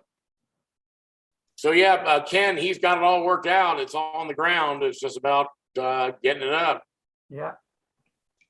Well, I'm making progress. It's slow, but I am making some progress. Now I do want to know, how do you secure those pieces of tower? To each other? Yeah. Well, they slip together and they're bolted with stainless steel hardware. Gotcha. Because Mr. Ken, it was pretty light. I went over there and picked it up. It was pretty darn light. Yeah, it's aluminum. It's pretty light. Yeah. Yeah, I think John was pretty shocked at how light they were. Well, no, I was expecting this big, heavy, to do, and I really was shocked. Yeah, it's lightweight. Be easy to crank up. Right. In fact, what they advertise and showing all their pictures and is just not even having a winch, just Yeah. push it out by hand. Yeah. That's pretty hard to do when you got something heavy on the top of it. Yeah, if you had something very heavy up there, it would be very difficult. But Real quick, what did Peter have to say? oh Peter. Yeah. yeah, We're trying to remember, John. We're all trying to remember. Well, come on. You should be. Nothing earth shattering as I remember, but He got some of his antennas back up. Yeah. Had to reroute some coax and things like that. He listened to, I think 12 meters or 17 meters today, but he didn't try to make any contacts. So he's getting things back up and going. He tore a lot of stuff up. He did some dirt work earlier in the year, and he had to unhook some of his antennas. does he live on an acreage or something, or? He lives out by Mark, I think. He had a problem with drainage. Oh, Spring rains was getting water in his house or something, so he Ugh. Had to do some dirt work. Not good. No, not cheap either. No.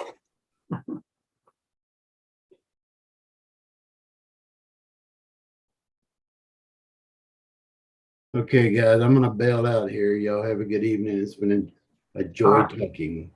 All right, Wayne. See y'all Good to see later. you. Ciao. All right, Wayne. Well, I missed most of y'all because I was watching the basketball game. So Well, I guess that basketball is more important than us. yeah, it is. I just can't believe that, John. We lost. After all we've done for you. I mean, really. But no, Bill's computers worked out really good. Well, I'm glad. Yeah. I cleaned them up, made sure, got all the old stuff off and got them pretty well tuned up, I think, running really good. Seem to be running good. No, they run great. I was telling Bill on last Wednesday, that where I got this amplifier was his neighbor. Oh, up the street. Yeah. Just Yeah. 2 blocks down the street. Mm-hmm. Yeah. At the end of Junction Road. That's right. That's why I was so familiar. Is that a Heath kit or is it a? No, it's a Dentron. Okay. And it worked one time. Oh, really? Yeah. And then blew up or what? Well, I think I gotta get a new tube, not a tube, a new fuse.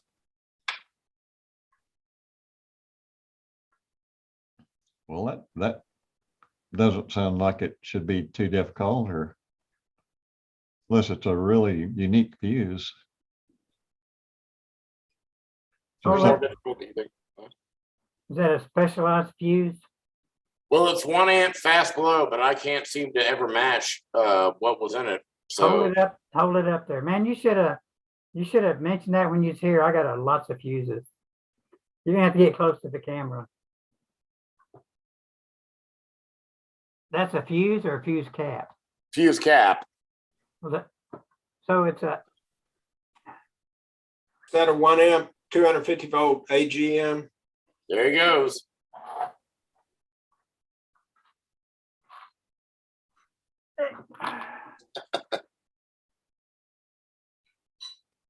Does it look like those? Yep. It was a ceramic tube though, or ceramic fuse. It don't have to be ceramic. But 1 amp fast glow. Yeah, I've got a bunch of those somewhere from way back when. I did. That's what they used to use in automotive. Yeah. Might even be able to buy one at an automotive store. You might be able to. But I'll look and see if I got one, and sometime when you come by here, I'll give it to you. You said it's a pretty close 15, to my house every day. 15 amp, did you say, John? 1 amp fast glow. 1 amp. That's the problem right there. Oh, I think most of mine are more than 1 amp. But yeah. So I tried to use it. I want to get rid of it.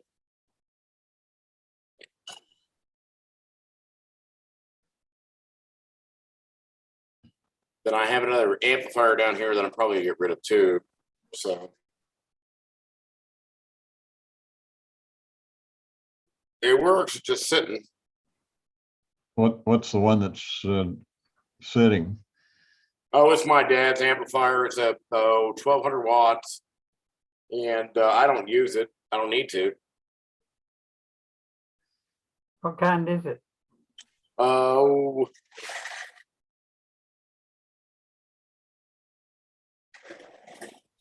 a GSB 101. You know what kind of tube just got in it? Oh no, I don't. I think I used it one time, and man, did gangbusters. Jeez. When you go up to high power, you find all your bad connections. Yeah. But I found that I don't need an amplifier. Everybody's wanting to do amplifier. I don't need one. Yeah, I'm the same way. I've been there, I've had amplifiers. And so I used it, and it wasn't doing any better than what I was doing monoband, just on 200 watts. So It's all in the antenna. that's it. And I think he was using it because it was he was limited to like 25 feet or whatever. Well, I know a lot of guys, you know, you need power if you're trying to do DXCC on 160 meters. Yeah, that's what it was. That's where you need the power. And anyway, you know, just sits here.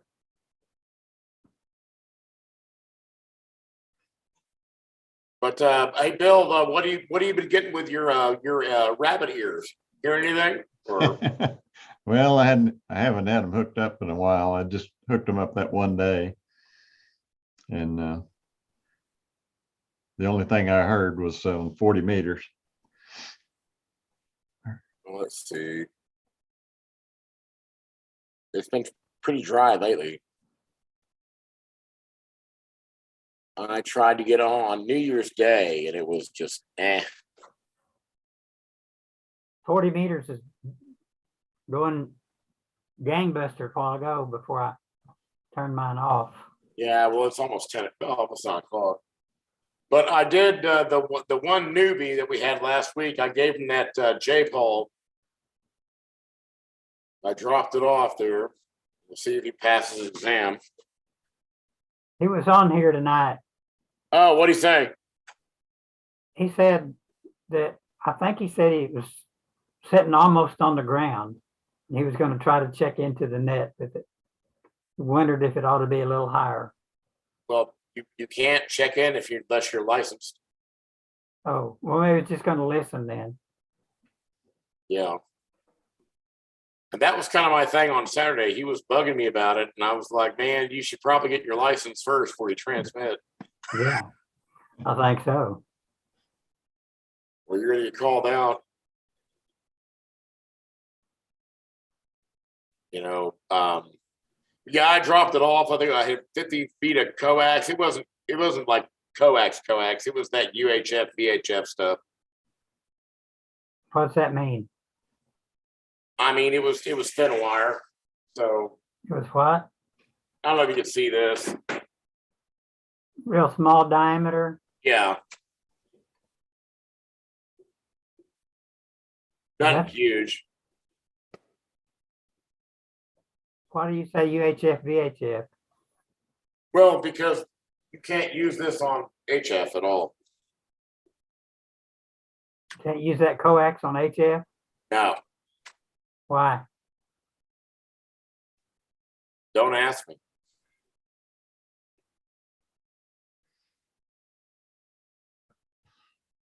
I mean, I guess you could, but it's not gonna be very good. If it's if it's made for UHF, it'll certainly work on HF. Yes. If you want to try it, go ahead. That's fine. You won't get very far.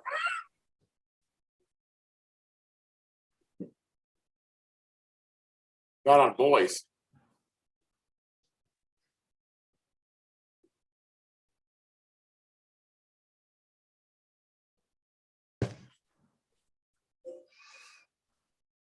But I gave him 50 feet of that or whatever. But he was talking about getting out 2,000 miles, and I don't know how you're going to do that. On what band? 2 2 meters. meters. 2 meters? Yeah. 2,000 miles on 2 meters, huh? Yeah, you might hit the ADA repeater. I don't know what to say. Not with his antenna on the ground. No, but he had a post, but he's gonna have to read antenna theory and get up to date and figure out how to get it up. I mean, we can't do it all for them. No, whenever I was a kid, we didn't have YouTube. I don't Right, think- but what I'm trying to say is antennas is trial and error, and so Man, nowadays you can get on YouTube and find out how to do anything.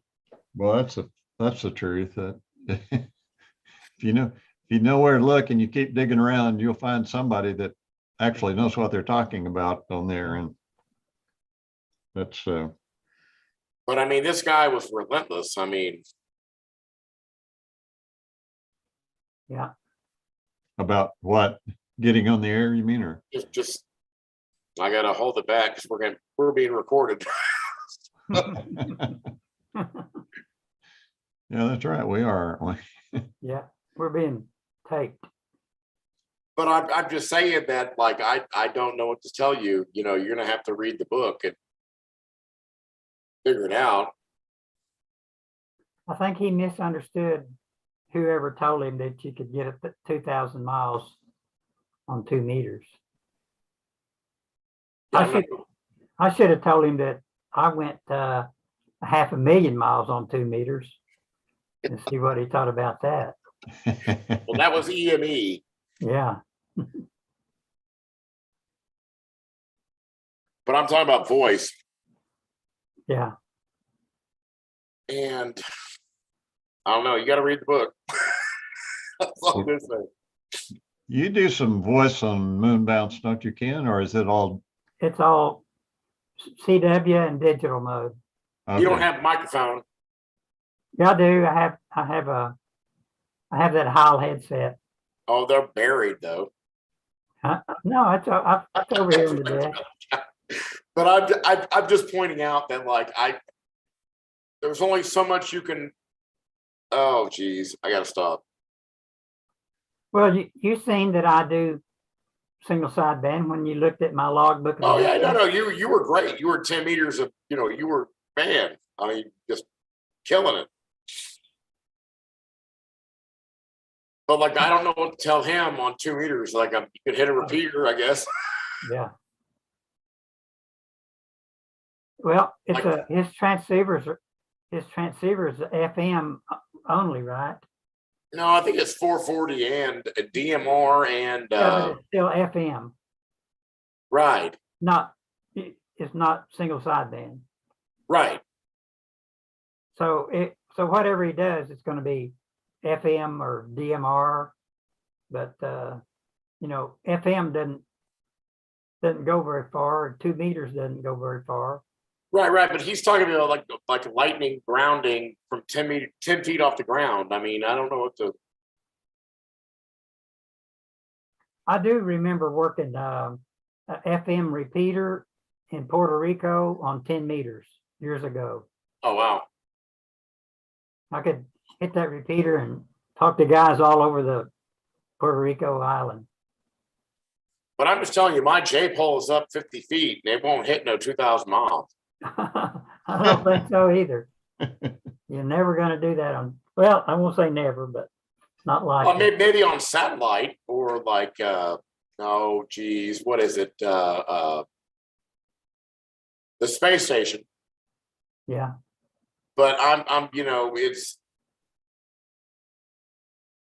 it's line of sight. So Yeah, he can do it on DMR, I guess. I don't have any idea.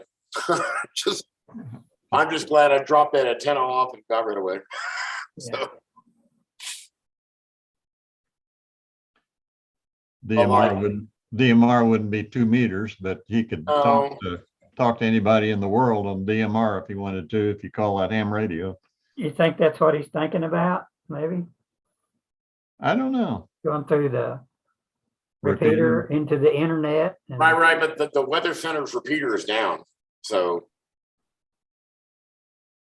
Is that weather center repeater DMR? yeah, it is. It's down now. It's not. It hasn't been active since it fell off the tower. And it fell off probably about 8 months ago. Well, I hope he's not too disappointed whenever he figures out he can't get very far. I'm not trying to trash the guy. I'm just saying that. No, me neither, but he needs to do a little studying, like you said. Well, read the book. We all got a handbook, right? So, maybe a little antenna theory. There you go. Antenna theory. There you go. Yeah, it's interesting stuff. It really is. And so even Ken pointed out something to me that was freaking great. The inverted V being a figure 8, which I never thought about. The pattern, yeah. Yeah, and so I moved the antenna, and it pointed toward Europe, and I'm killing it in Europe. Yeah, that's right. And that's because Ken was like, "Well, you're stupid. You got to do this." I didn't say you're stupid. No, I know, but I'm just saying you got to do it this way. See, people, that's why rotatable dipole works so good, is because there's only about 3 dB gain over a vertical, but there's more than 3 dB gain from the end to broadside of it. There's probably more than 6 dB gain, and 6 dB gain is a lot. But I'm just saying, like the Europe stations that were coming in over the weekend, right? I moved that antenna. Mm-hmm. What was it? Southwest? No, it was Southeast, northwest. Yeah, there you go. And they're a little stronger now. Oh man, they're freaking 10/9. I mean, it's just, you wouldn't believe it. Well, and all I had to do was rotate that dipole. Yeah. And man, it was a huge difference. And I understand why they didn't hear me. And so I never thought of the figure 8. Yeah, well, you want it off the end is kind of a null. So you want your antenna, your dipole broadside to station you're trying to work. And I mean, it worked out great. And if you have a rotatable dipole, then you can turn your antenna broadside to any direction. And good. For HF, for a band like 17 meters or 12 or 10, you could build a dipole out of aluminum and rotate it with a TV rotor. You don't need a big, powerful rotor to rotate a homemade dipole antenna. Right. But I'm just telling you that I moved that antenna since we last spoke, and man, Europe is just coming in here like you wouldn't believe. What band? Huh? What band? Yeah. 20. 20. Okay. 20 side band or? Yeah. And he told me to move that thing, and I did, man. Oh, wow. And all you had to do was move the ends, right? It's an inverted V. Yeah. And so I did that on 42 and knocked out all the West Coast stations. So remember, Bill, when you put up your inverted V, to try to put it broadside to Europe. So, right, I got out there with a compass, by the way. Broadside about 60 degrees would be good. That way you can get Northern Africa and all of Europe and the northern countries like Norway, Sweden, and all that stuff. Then off the other side of it, you're looking down toward Australia and New Zealand. Right. So what direction again now? You want to run the wire where it's broadside to about 60 degrees. To 60 degrees, okay. Yeah.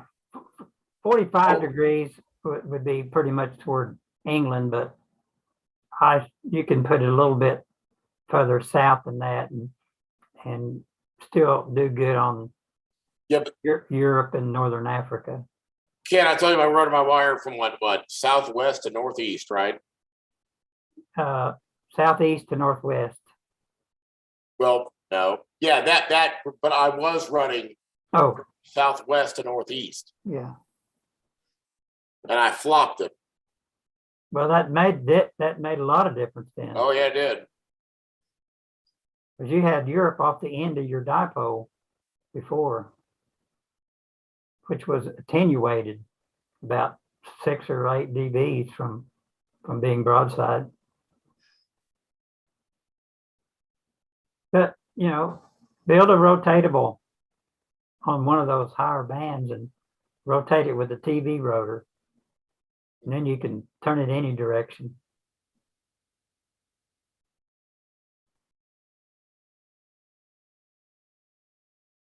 Then what about his hex beam?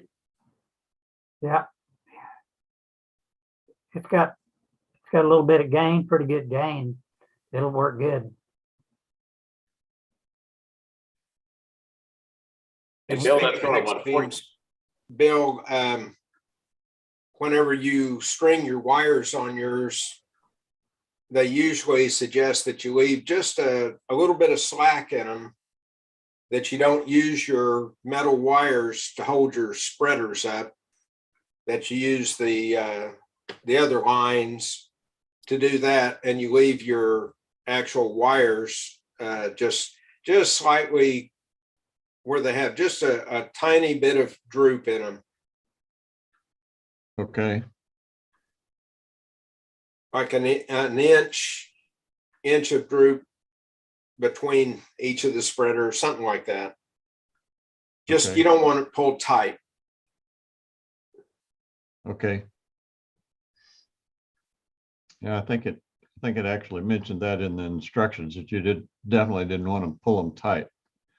Got to have room to move around in the wind. Yeah.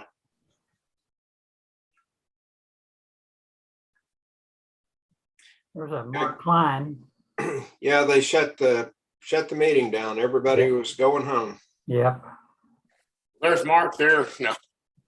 But anyway, yeah, no, Bill's got something going on big time. He's going to be doing good.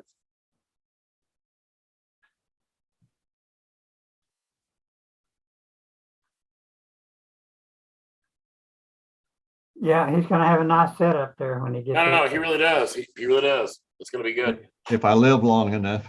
Oh, you'll be all right. Come on. Yeah, I'm making a little progress. Get out of the garage, you'll be fine.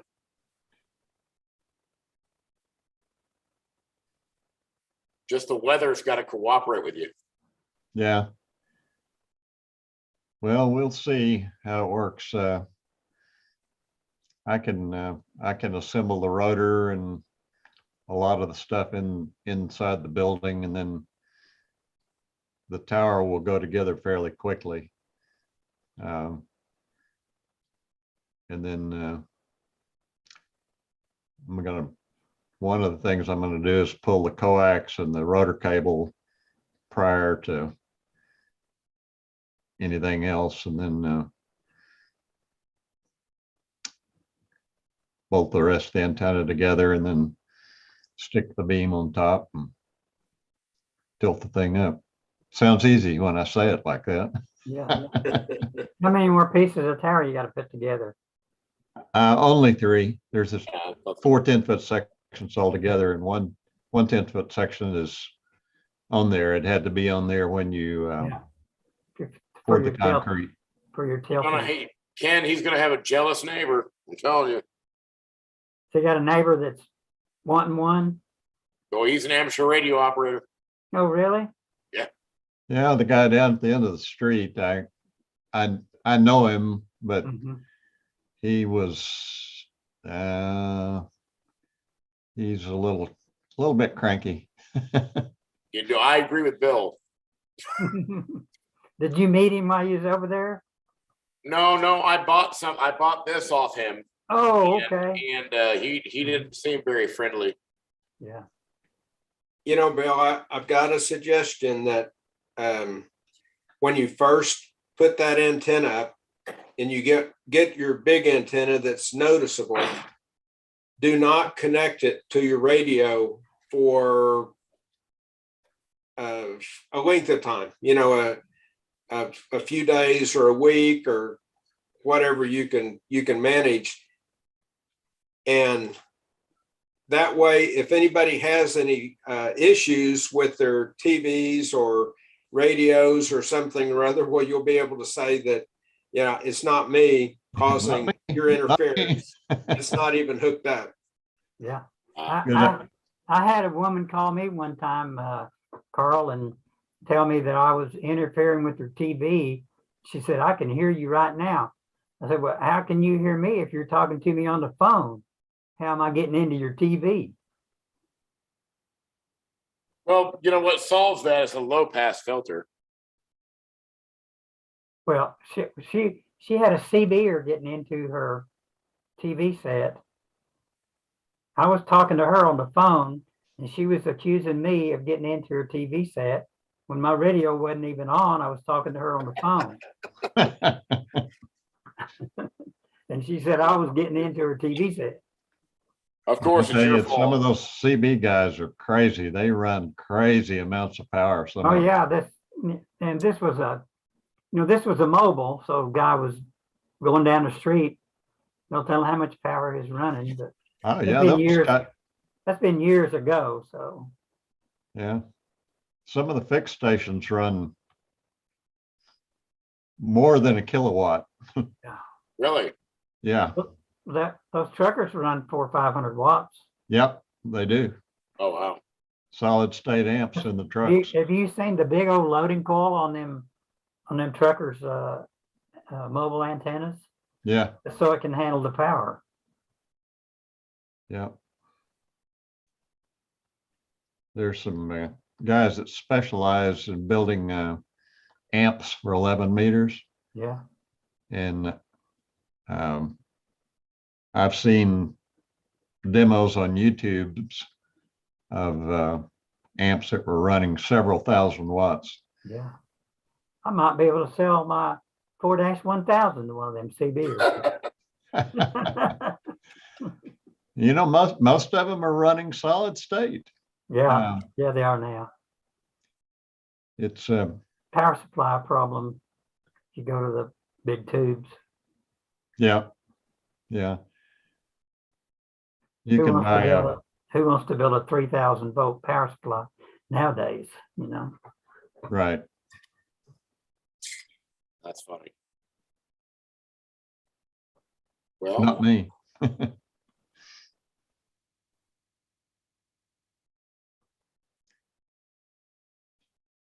That Carl's got a good point there, though. Yeah, he does. That is a good point. Leave that thing up there for a week or so and see if you get anybody calling. I'm sure you will. I never had a problem here, but Well, my sister-in-law lives next door, and then I know the people on the other side pretty well. modern day radios don't have that much problem. And nowadays, TVs are digital transmission. It's not like back in the old days when you had analog TV signals and Right. well, Well, that was the big contention for me, Mr. Bill, is I set this tower up here. And I was wondering if I'd get any interference. Didn't happen.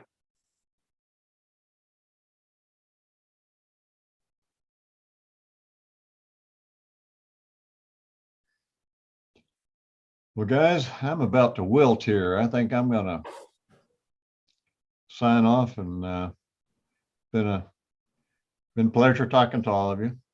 I've enjoyed it. Well, I'm sorry I was late. I was watching the basketball game. So That's more important anyway. You'll have to make up for it next week. no, I think we're good next week. All right. Talk to you later. Yep. See Good y'all. night. See y'all next week. Okay, Carl. 7-3. Have a good night, guys. 7-3.